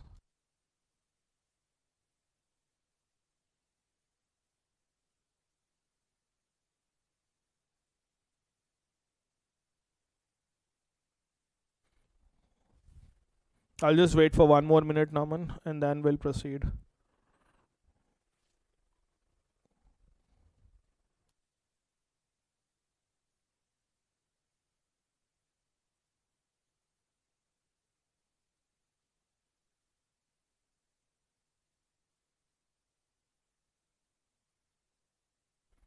Yes, better. We'll do one thing, guys. We'll take a break of 5 minutes at this point, and after that, you guys can continue. Finish off the calculations. Take a break for 5 minutes. Have a cup of tea if tea is ready, better. And then we'll continue. Have a cup of tea, have a cup of coffee, whatever you're used to. Eat a little, be active. I'll see you guys after 5 minutes. The Google Drive students, तुम्हारे लिए video continue होगा बेटा, because I'm just pausing it. ठीक है guys? I'm pausing it, guys, for 5 minutes. I'll see you guys exactly at 8:20. Yes, guys, let us continue. I hope everyone is back, guys. We just did 4 cases of compounding beta. We did compounded quarterly, compounded monthly, compounded semi-annually. So here, guys, if you were to just compare them, guys, if you were to compare, guys, our case 1, case 2, case 3, guys. Case 2 में क्या लिखे बेटा? We just wrote our future value as 10,000 into Our rate of interest was 12% per annum, but because compounding was done better 2 times in a year, we divided the rate of interest by 2. And in 2 years, better, you will have 4 semi-annual periods. This is what we did, guys. This is just for our understanding, better, nothing else. Do not. In case 3, guys, because compounding was done quarterly. Compounding was done quarterly, but I will write 10,000 into 1 plus 0.12 divided by 4 whole power. Why 4? Because there are 4 quarters in a year. Obviously, I will have to divide by 4. I hope I'm not talking to myself and you guys are actually back. And then better, there will be 8 quarters, guys, in 2 years. So that will be 10,000 into 1.03 whole power 8. And then, guys, in the last case that I just wrote, better, it was future value is equal to 10,000 rupees into 1 plus 0.12 divided by 12. 12 because you're compounding it monthly. So if it is 12% per annum, it is 1% for every month. And in 2 years, beta, you will have totally 24 months. In 2 years, beta, you will have 24 months. So that is into 1.01 whole power 24. This is how we performed. This is what we did, guys. Nothing else. ये भी लिख लो बेटा. All of you write this as well, guys. I wouldn't prefer writing divided by 2 whole power 2 into 2 divided by 4 whole power 2 into 4 in any of the subsequent chapters, guys. We will be coming across all of these compoundings in many chapters, but then I would not prefer writing it divided by 4 whole power into 4. We will directly write if it is compounded quarterly, you will have to mentally calculate there are how many quarters and then just write whole power so many quarters. And if it is this thing, but a compounded monthly, calculate whatever are the number of months and just write whole power so many months. Interest rate should be per month, whole power number of months. Interest rate should be per quarter if it is compounded quarterly, whole power number of quarters. That's it, nothing else, guys. Please finish off this as well, better, just for your understanding. The ones who are used to writing r by m whole power n into m, it is for you guys. Others also write it, irrespective of whether you know it or not. Doesn't make a difference, guys. Just make a note of it. All of you, better, do make a note of it.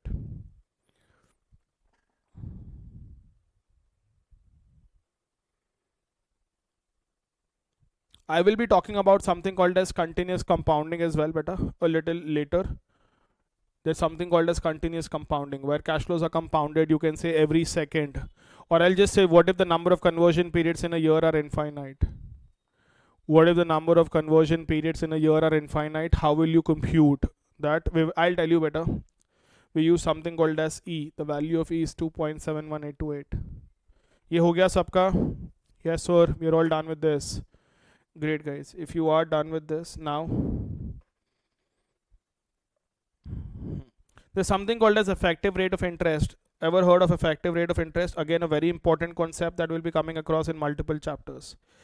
Effective rate of interest.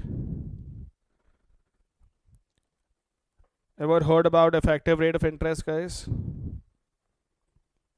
Obviously, yes, sir. We did our CA Inter and CA Foundation. That is why we're doing CA final classes.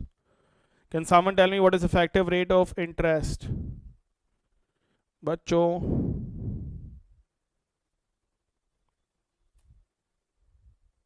Can someone tell me what is effective rate of interest, guys? Harshal, you seem to be sleeping.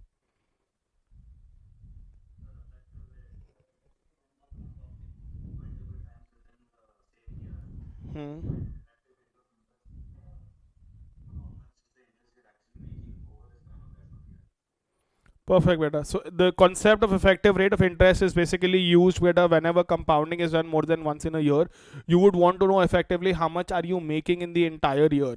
If they are compounding interest monthly, if they're compounding interest quarterly, if they're compounding interest semi-annually or on a continuous basis, you would obviously want to know what is the effective amount that you are generating, effective rate that you are generating over a span of 1 year, guys. And that is called as your effective rate of interest or effective annual rate, EAR. This is also known as effective annual rate, beta. EAR. ठीक है? When do we use this concept? हाँ. EAR, beta, is computed whenever interest is compounded more than once in a year. Whenever interest is compounded more than once a year.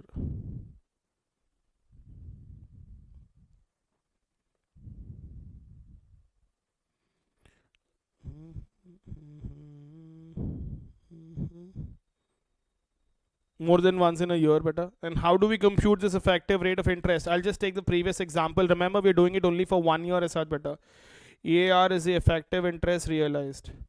Is the effective interest realized over a year. Realized over a period of 1 year.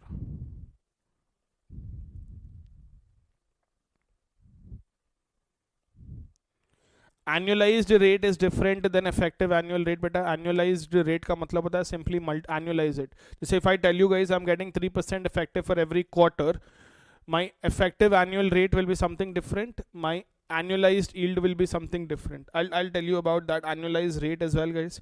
So in our previous example, beta, we took a case of 10,000 rupees, correct? We took a case of 12% per annum, beta. Now if interest, I will take only 1 year, guys. Now I cannot take 2 years because the objective is to compute it only for a year. The objective is to compute it only for a year, guys. So sir, क्यों करा रहे हो sir ये सब? ज़रूरत पड़ सकती है बेटा. Sometimes what happens is, rare scenarios guys, not in every case, they might give you a semi-annual discounting rate, but cash flows accrue every year.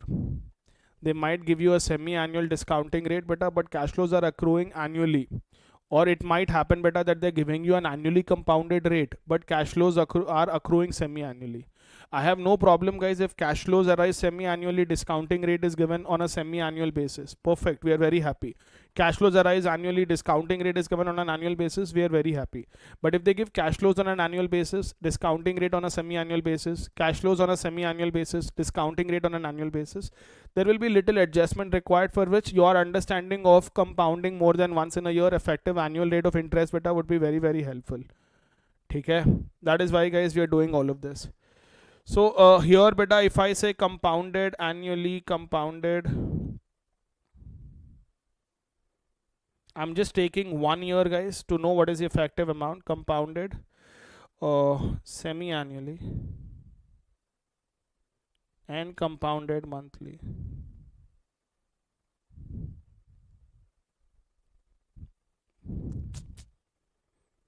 Arey yaar. Compounded, say guys, quarterly. This is what I'm doing, beta. Compounded annually, semi-annually, and compounded quarterly. तो यहाँ पे बेटा my accumulated balance would directly be at the end of 1 year, beta, this would directly be 10,000 into 1.12, 11,200. Here, guys, my accumulated balance, beta, would be 10,000 into, because it is semi-annually, guys, it should be 1.06 whole power 2. Understood why whole power 2? There are 2 semi-annual periods in a year, guys. And it is, because it is 12% per annum, it will be 6% for every 6 months. Because it is 12% per annum, guys, it will be 12% for every 6 months. And compounded quarterly, beta, this should be 10,000, beta, into, because it is 12% per annum, guys, it is 3% for every 3 months, and it would be 1.03 whole power 4. There are 4 quarters in a year. Square cube whole power 4 into 10,000. 11,255.09. This is the amount that I will make in a year, guys. I will have in a year. Can you tell me what is the amount of interest amount that I'm realizing here, guys? I deposited 10,000 rupees. I'm receiving 10,000. I'm receiving 11,200. So my effective interest in the first case is only 1,200. My effective interest in the second case, beta, would be 11,236 minus 10,000. I deposited 10,000 and I'm getting 11,236. So this is 1,236. Here 11,255.09 minus 10,000, beta, which is 1,255.09. 1,255.09, beta. This is the amount, okay? Here, guys, when I compute effective rate of interest, or my effective interest amount that I'm realizing, let us not forget that I generated 1,200 rupees on a principal of 10,000. Here also I generated 1,236, beta, but on the same principal of 10,000. 12,055.09 on the same principal of 10,000. Here the effective rate will obviously remain at 12%. This is 12.36% and this is 12.5509%. So if it is 12% per annum compounded semi-annually, guys, we are effectively making 12.36% in a year. If it is 12% per annum compounded quarterly, we are effectively making 12.5509% per annum. We are effectively making 12.5509% per annum, guys. समझ में आ रहा है? आ रहा है sir, थोड़ा बहुत। थोड़ा बहुत नहीं बेटा, सब समझ में। अरे यार वापस कुछ तो और अरेज कर दिया। You should understand the entire thing. Sir, what is the formula that we have learned? Can you directly give us the formula? Yes beta, I can give you the formula as well. For effective annual rate, guys, for effective annual rate, you are supposed to write, I repeat, for effective annual rate, guys, the formula that we just used beta was interest amount for 1 year divided by principal. To compute interest amount for 1 year beta, we wrote accumulated balance minus principal amount, whatever was the amount that we deposited at the beginning of the year, divided by principal amount. Accumulated balance beta is P into 1 plus R by M whole power M into 1 year only. Why 1 year? Because you're doing calculations for 1 year. Minus principal by principal. Strike the word principal in the numerator and denominator. P जो भी है बेटा common low. You'll be left with 1 plus R by M whole power M minus 1. This is how beta you will be arriving at effective rate of interest directly. So if it is 12% per annum, guys, compounded semi-annually. If it is 12% per annum compounded semi-annually, you will write effective rate of interest will be this directly beta. 1.06 whole square minus 1, you'll get 0.1236, which is 12.36%. So 12% per annum compounded semi-annually is as good as 12.36% compounded annually. So if the company is giving you an option of 12.36% compounded annually or 12% compounded semi-annually, it's the same thing. What if it is 12% per annum compounded? समझ में आ रहा है बच्चों? The one problem here beta is that I cannot see your faces, whether you're confused, whether you've understood. Are you smiling? Okay, you've understood everything. This is what you will do better here.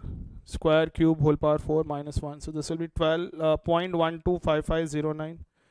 12.5509%. This is the amount. Are we clear about this? समझ में आया बेटा effective annual rate का concept? Now beta we will be using this, guys, and see practically how people use effective annual rate concept. Okay? Do you have any doubts, guys, in the computation of effective annual rate? If you have any doubts, please ask now. Do we have any doubts whatsoever, guys, in the computation of effective annual rate? There will be a lot of questions in a lot of chapters where they might expect us to compute effective rate of interest. Are we clear about this? Okay, I'm assuming that we're all clear about this, guys. Let us start copying this, guys. All of you beta, let us start copying this.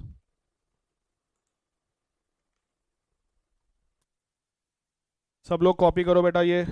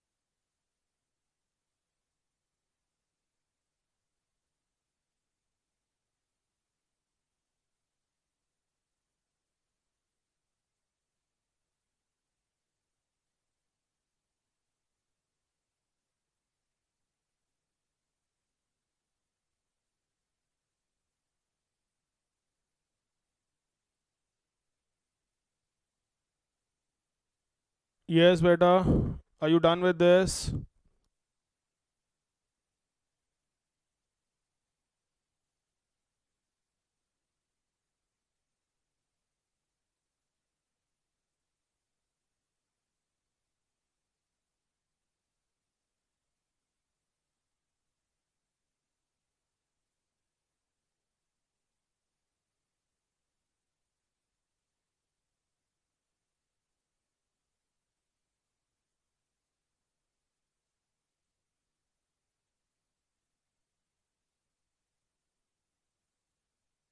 Here, are we all done? This part, guys, now.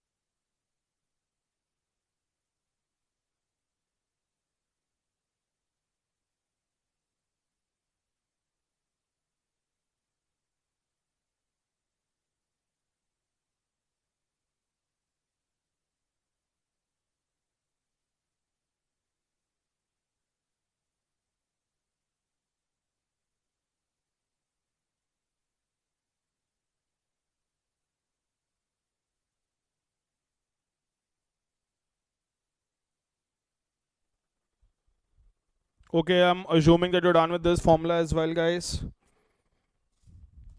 हो गया सबका ये?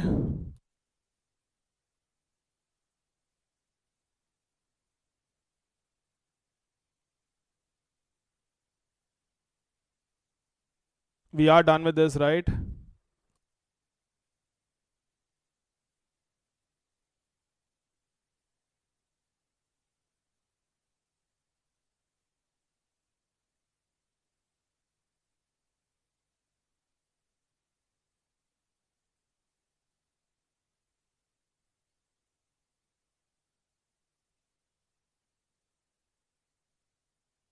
ये लिख लो बेटा finally. Write this, guys, finally.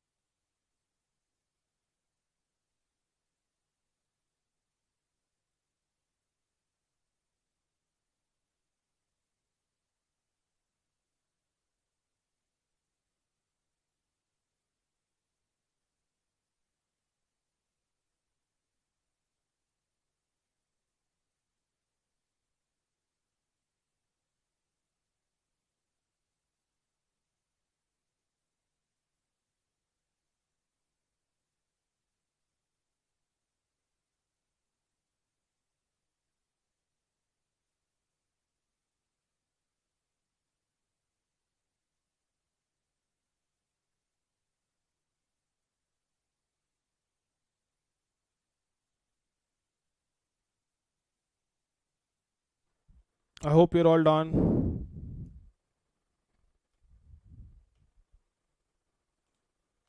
ठीक है बेटा, I'm assuming that we are all done with these calculations and there is absolutely no doubt.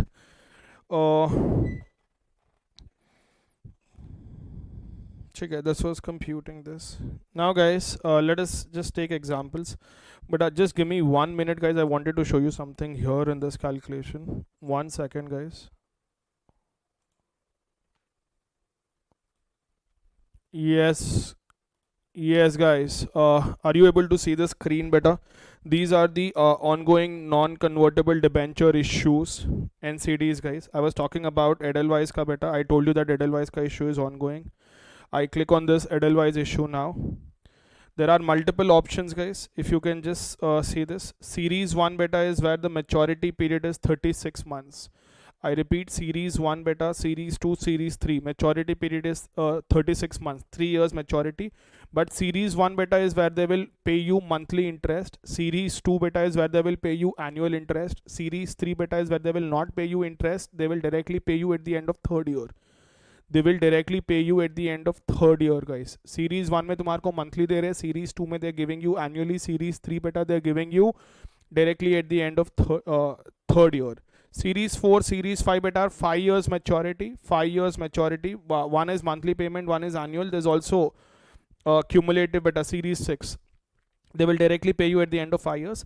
But for 10 years maturity, guys, you only have an option of monthly interest payment or annual interest payment. Monthly interest payment and annual interest payment. Now, I did not show you the interest rates yet. Can you tell me, guys, which of these maturities should have the highest interest rate? Which of these maturities should have the lowest interest rate? Least interest rate. Among 3 years, 5 years and 10 years, which of these maturities should normally have a higher interest rate? Which of these maturities should normally have a lower interest rate? That was a question, guys, that I was asking you. This is just revision of the concept that you have learned yesterday, guys.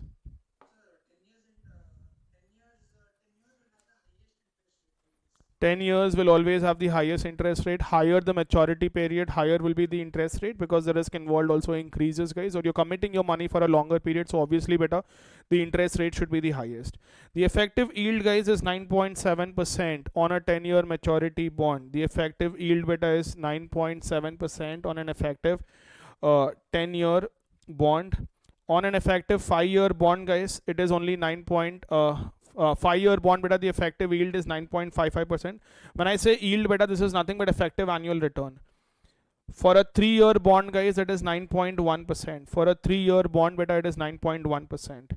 Can someone, beta, ये तुम्हारे understanding के लिए बोल रहा हूँ, monthly payment दिख रहा है 8.75% है. Can you please compute effective annual rate for 8.75% compounded monthly? मतलब if I am paying you 8.75% per annum, but at the end of every month, can you convert this into effective annual rate? Can you convert this beta into effective annual rate? 8.75% beta per annum compounded monthly. Can you please convert that beta into effective annual rate? All of you guys are supposed to do it now. 8.75% per annum compounded monthly, guys. Please compute effective annual rate. What we're doing better is checking for Edelweiss. You will be telling me the effective annual yield beta for 8.75%. 10 years cumulative option nahi hai beta. None of the companies, generally for longer duration bonds, no one gives you an option of cumulative.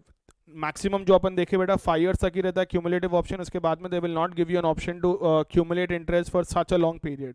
Entities also will not want a huge interest burden over a very long period. Lalit Sarda beta says it is 9.109%. Yes beta, it is 9.10%. This is the effective yield given here. Can you see the effective yield, guys? 9.1095%. Good, guys. So this is how they decide, guys. मतलब बेटा 8.75% is not decided first. What is decided is 9.1%. They know, guys, that यहाँ पे, guys, bond rating beta is AA.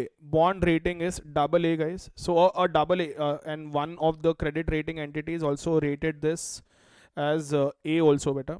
So for a AA rated bond, for a 3-year maturity, 9.1% yield is what they've mentally calculated.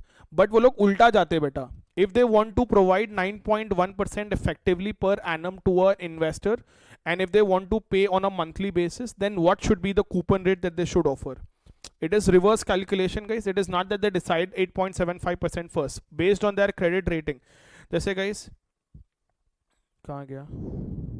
यहाँ पे बेटा, if you see this Kosattam Finance Limited and Muthutu Mini Financiers beta, these have a credit rating of BBB beta. That is why if you see their coupon rate beta is higher. Their coupon rate is higher beta. They will end up offering a higher yield. इनका अभी open नहीं हुआ है बेटा. This is Muthutu. कहाँ गया इसका? हाँ, you see guys, their coupon rate will be higher. Series 1 का कितना effective yield is 9.11%. This is only 480 days beta. For them 2 years ka yield is 9.38%, and then guys 9.54%, 10.22%. The yield that they are offering beta is much higher than Edelweiss because their credit rating is lower than Edelweiss. This is for another company.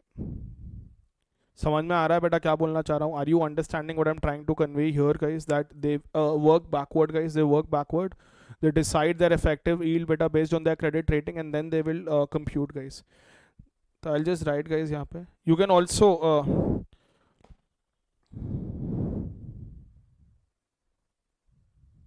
Edelweiss का, guys, the new issue for 36 months. For 36 months.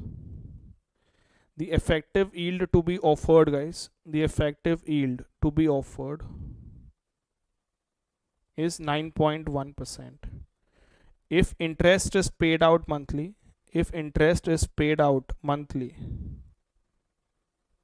what should be the stated interest rate? What should be the annualized, or what should be the stated interest rate? Stated interest rate matlab what should they tell the investors? They cannot tell investors beta that we will offer 9.1% coupon compounded monthly. Lag jayegi beta. They will end up offering way too high rate. So reverse calculation beta. We all know, guys, that our effective yield is 1 plus r by m whole power m minus 1. Our effective yield beta should be 9.1%, that is 0.091. This is equal to 1 plus, I do not know what is r, but I do know beta that I'm paying out monthly, so that is as good as compounded monthly. So 1.091 beta is equal to 1 plus r by 12 whole power 12. 1.091 whole power 1 by 12 is equal to 1 plus r by 12. Do you know how to arrive at 12th root using a normal calculator, guys? If you do not know beta, do it now. Press 1.091 on your calculator.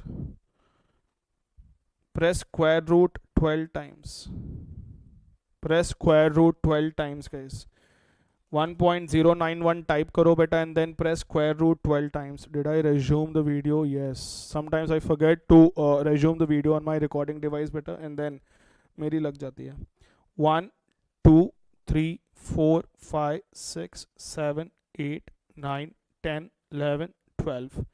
The value that you see on your calculator beta would be 1.0000212637. Minus 1 karo beta. Minus 1. Common hai beta. All the steps are common. I'll tell you what all steps are common. Minus 1. See, guys, because it is a whole power 1 by 12, write into 1 by 12, or you can say divided by 12. Same thing, guys. Divided by 12 or into 1 by 12. If it is whole power 3 by 4, you can write into 3 by 4. If it is whole power 5 by 7, you can write into 5 by 7. If it is whole power 10 by 3, you can write into 10 by 3. So यहाँ पे it is whole power 1 by 12. So either you write divided by 12 or you write into 1 by 12. Divided by 12. Then add 1. This is the only factor beta that changes. This is the only factor beta that changes. Nothing else changes, guys. That is the only factor, guys, that changes. Add 1 beta. Now press into equal to this combination, guys. Into equal to this combination, both. Every time you press into, you will have to press equal to this combination 12 times. Plus 1 करने के बाद में बेटा into equal to once, into equal to twice, into equal to 3, 4, 5, 6, 7, 8, 9, 10, 11, 12.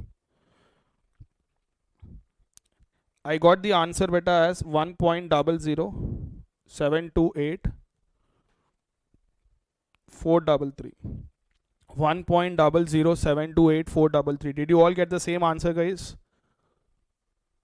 Did you all get the same answer beta? After performing this calculation, did you all get the same answer? 1.00728 433. इसको हम लोग बोलते हैं बेटा arriving at dirty power. To arrive at dirty power, guys, common steps, you'll have to press square root 12 times, minus 1, compulsory, into whatever is the dirty power. If the power is 1 by 12, into 1 by 12. If the power is 1 by 3 beta, that is cube root, you will write into 1 by 3. Plus 1 is a common step. Into equal to combination beta 12 times is a common step. That is also not going to change. Take your time, guys. Doesn't matter. Kuch galat hua hai, go back from the beginning, start the calculation again. Start the calculation again, guys. There's absolutely no problem. but you should get the value as 1.00728,433, guys.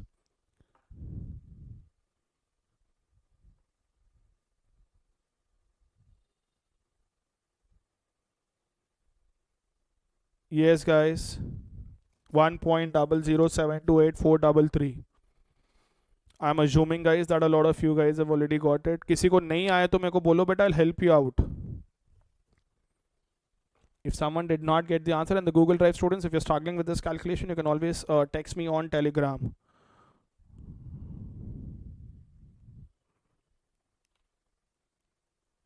Is anyone finding, did you all get the calculation?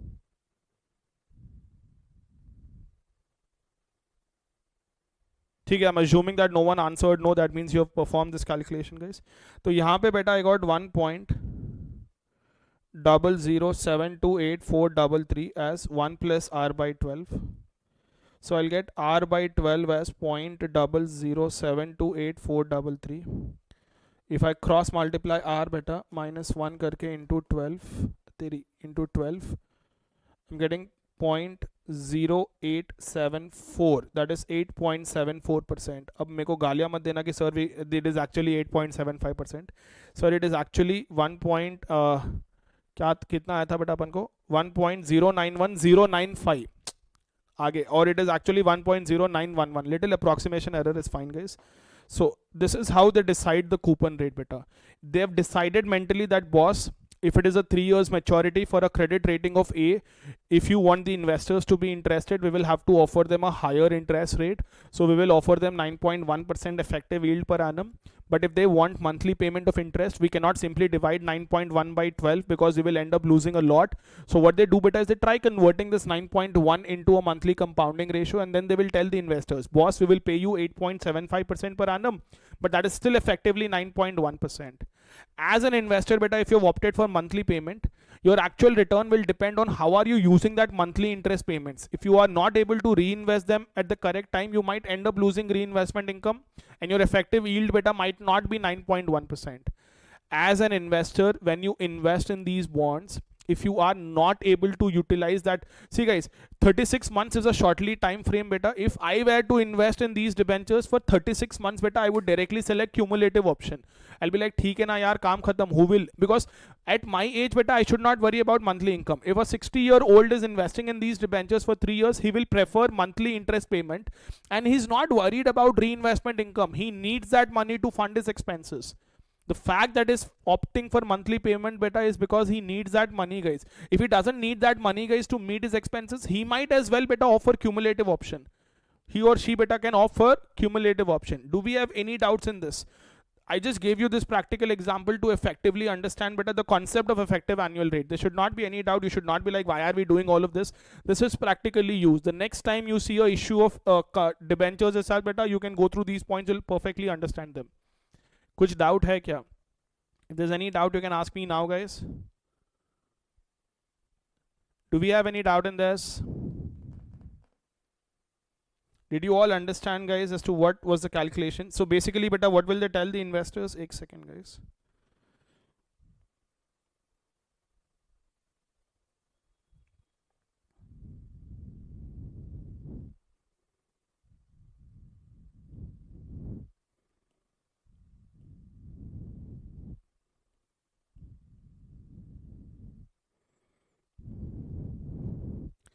$8.74% beta per annum. Monthly payout will be offered. Monthly payout will be offered. The effective yield beta for investors will remain at 9.1%. The effective yield beta for investors will remain at 9.1%. If there's any doubt, you can ask at this point, guys. समझ में आया नहीं आया? After this, I will frame a new example, guys, and ask you. Are you all clear about this? Okay. I'm assuming that you've all understood this. If you have any doubts, please ask, guys, because only if you ask doubts, I will know whether you've understood this properly or not, or if there are additional explanations required.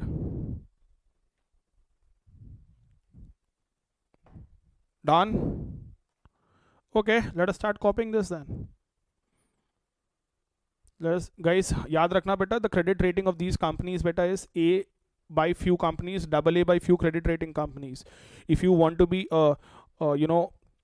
pretty sure about your investment as such, guys, when it comes to debentures or bonds, you will want to invest in a AAA rated bond, but a AAA rated bond beta might not give you a very high return. It will give you a return of 7.5% to 8% only. We have seen that beta yesterday when I was showing you. I showed you AAA rated bonds का yield beta. कहाँ गया वो? Do you have those notes beta with you? AAA rated, AA rated, हाँ. ये देखो guys, AA rated is 8.4%, A rated long duration bonds is 10% beta. Edelweiss is offering around 10% guys for that 12 months bond. 9.7% है beta because they have A positive. मतलब it is A positive outlook. That means the credit rating of the company can improve to AA. As of now, the credit rating of the company is A with a positive outlook, which means the credit rating can improve to AA beta. So that is why their effective yield beta for a 10-year bond is 9.7%. That is closer to 10% guys, closer to 10%.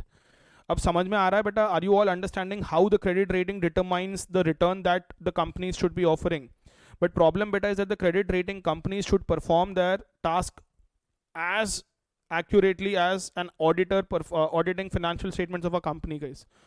जैसे अपन करते बेटा वैसे even they should be doing their job perfectly, because if they go wrong beta in properly assessing the risk involved in the company guys, then the whole concept, the whole point of getting a credit rating done beta goes for a toss. Chalo guys, copy this guys, all of you beta copy this.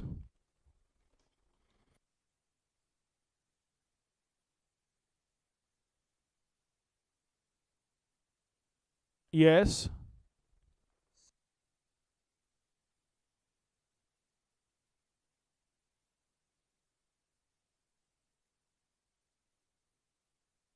नहीं बेटा, I am not telling you EAR is based on some assumption. I am telling you as an investor, if you are looking, if you think that you might be able to reinvest the amount elsewhere at a higher rate every month, or you need money actually at the end of every month to meet your expenses, that is why you're opting for monthly payout. So I will compute this. There are two cases in which you can opt for a monthly payment, or you might opt for an annual payout. Either you are expecting that you might be able to reinvest that amount elsewhere. Sorry, three cases. Either you think that you might be able to reinvest the amount elsewhere. Second, you do not want the credit risk, if the credit rate increases, to have an impact on the total value of your investment. Third, you need money actually to fund your expenses.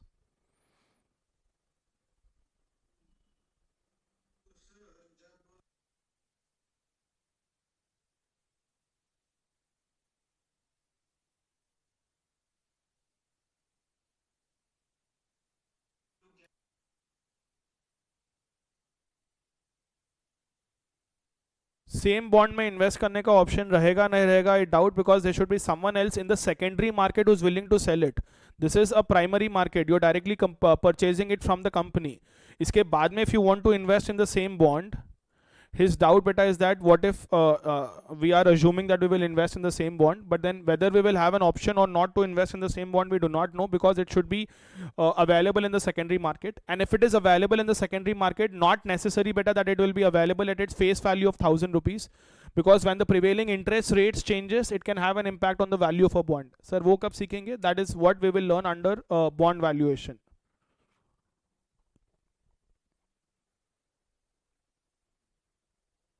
Asghar समझ में आ गया? नहीं नहीं, अभी तेरा doubt क्या था? What if you are not able to invest in this bond, what if it is something else? Yeah, the effective yield is always subject to reinvestment risk. If you do not have the same opportunities, then obviously better you will not be able to generate the same thing. But we still have to compute it on this basis. No, we will still have to give a return to the investors. Okay, boss, if you invest in a similar security elsewhere, your effective yield over a year will still be 9.1%. If you think you do not want to take that risk, boss, directly offer cumulative option or annual payment. Welcome, beta. Yes, guys, continue copying.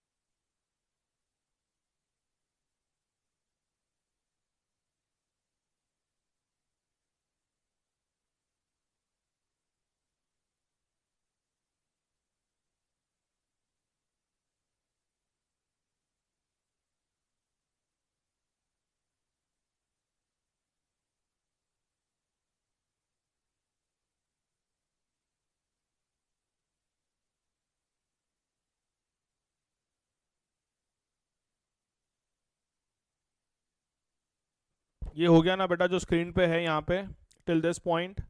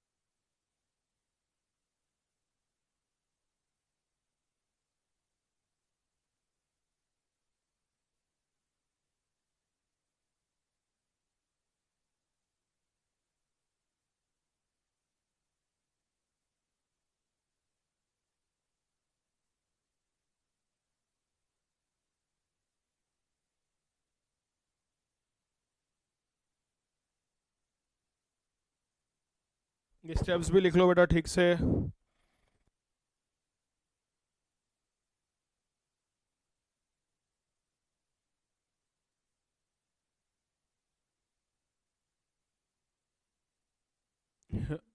Yes बेटा copy करो guys ठीक से.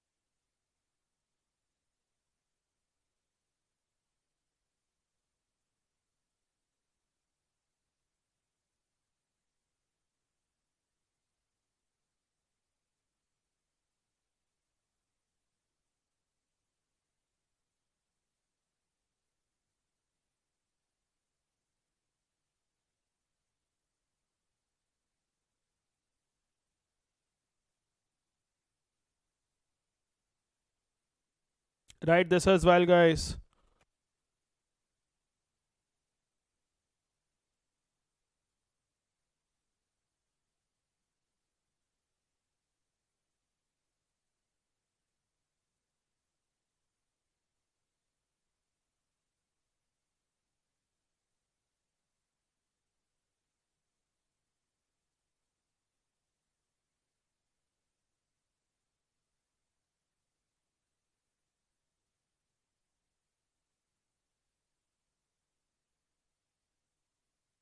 Are we all done with this beta? These are just the steps guys.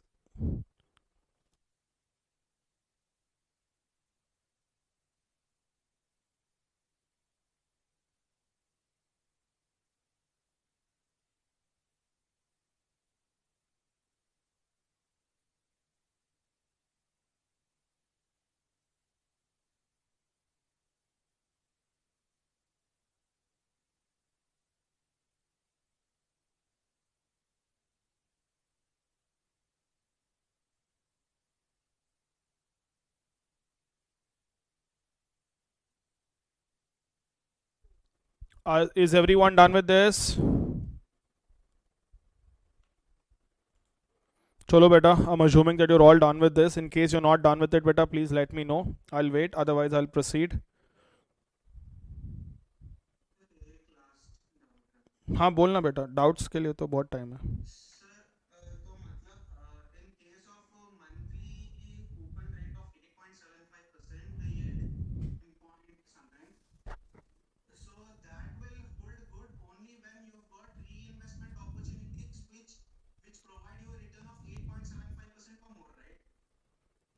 Yes, your effective yield of 9. So, guys, his doubt, for the ones who are directly listening the class, yeah, his doubt, beta, is that that 8.75% paid out monthly will effectively give us 9.1% if reinvestments can be made at 8.75% compounded monthly. That is at 0.728% per month.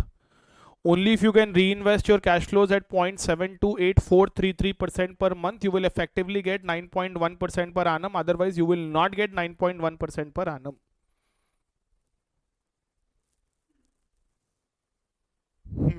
क्या है बे?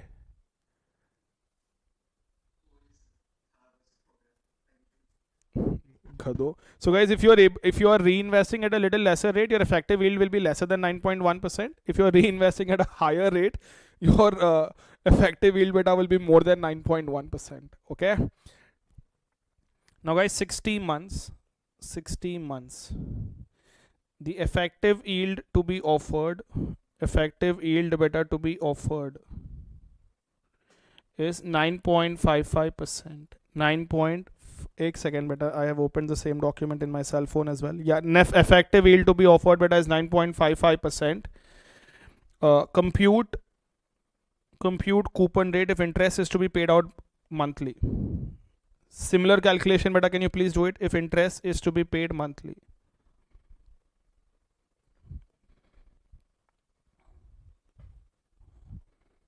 Compute coupon rate beta if interest is to be paid monthly.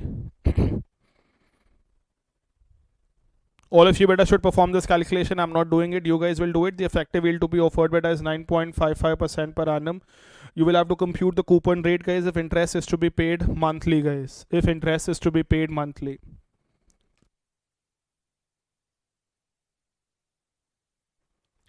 All of you do it, guys. I hope all of you are active. You're all listening.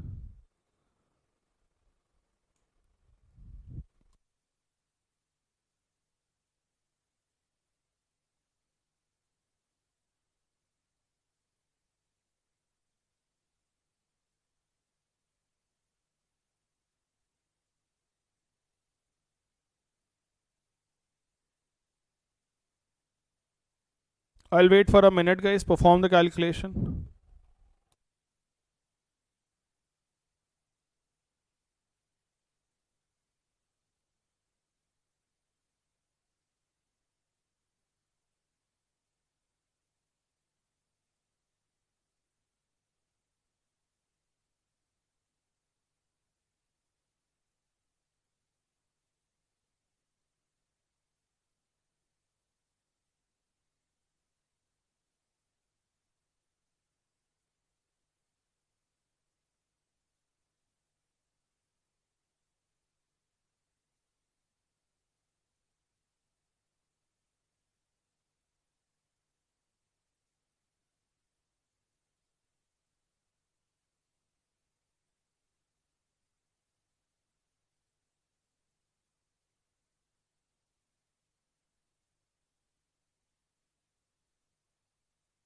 Did anyone get the answer, guys?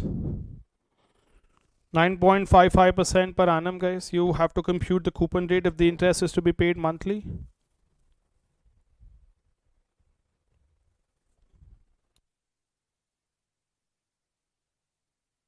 Mohit, you can type the answer or you can tell the answer.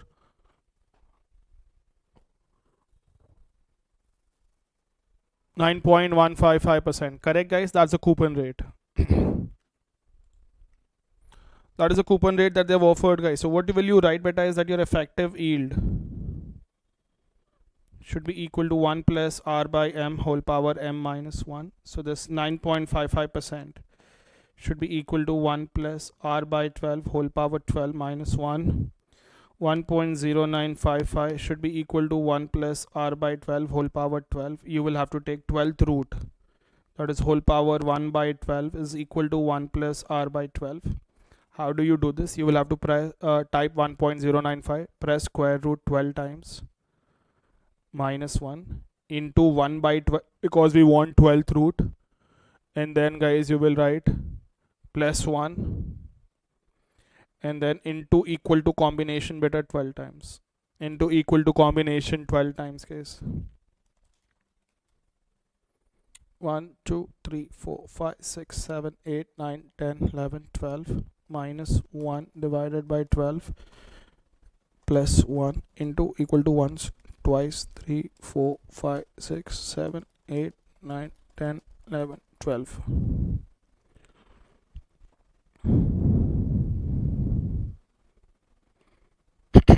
I'm getting this is 1.0076299 is equal to 1 plus r by 12. So 0.0076299 is equal to r by 12 into 12, guys. R is equal to 0.09156. So that is 9.156%. This should be the coupon rate that they should be offering, guys.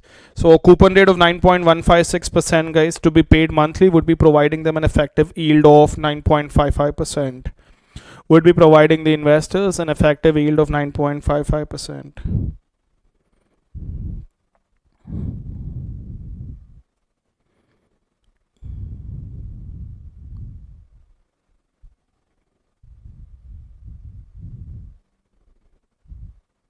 You see this, guys, 9.15% effective yield, guys. They're writing 9.54% beta, but my 9.55% here directly.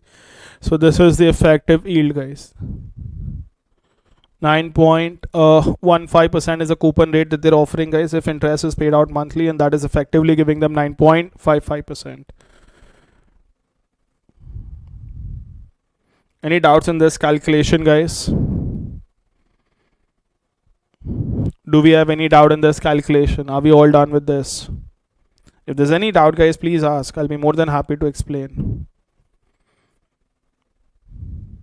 I took a real life example, guys, so that next time when you look at debentures issues, the first thing that you will see better is the credit rating of the company. If you get a message better that the debentures of this company are providing an yield of 11%, undoubtedly, guys, that particular company would be either a triple B rated company or a double B rated company. Otherwise, providing an yield of 11% is just not possible on a 10-year bond. So abhi apan dekhe beta, there are companies that can provide you an yield of 11%, guys, for 10 years, but the credit rating of that company beta would be triple B or double B. I'm not telling you beta that you should avoid such companies altogether. What I'm telling you beta is that a part of your investment can be in double B or triple B rated bonds, but the entire amount that you've dedicated for debt securities cannot be invested in a triple B or a double B rated bond. Are we clear about this, guys? Do we have any doubt in this?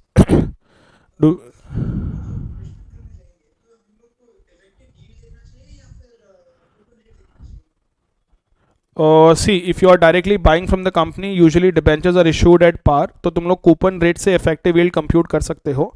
But if you are buying from the secondary market, the value of the debenture is not equal to face value. So वहाँ पे because the value of the debenture is not equal to face value, the effective yield and coupon rate में there will be a lot of difference.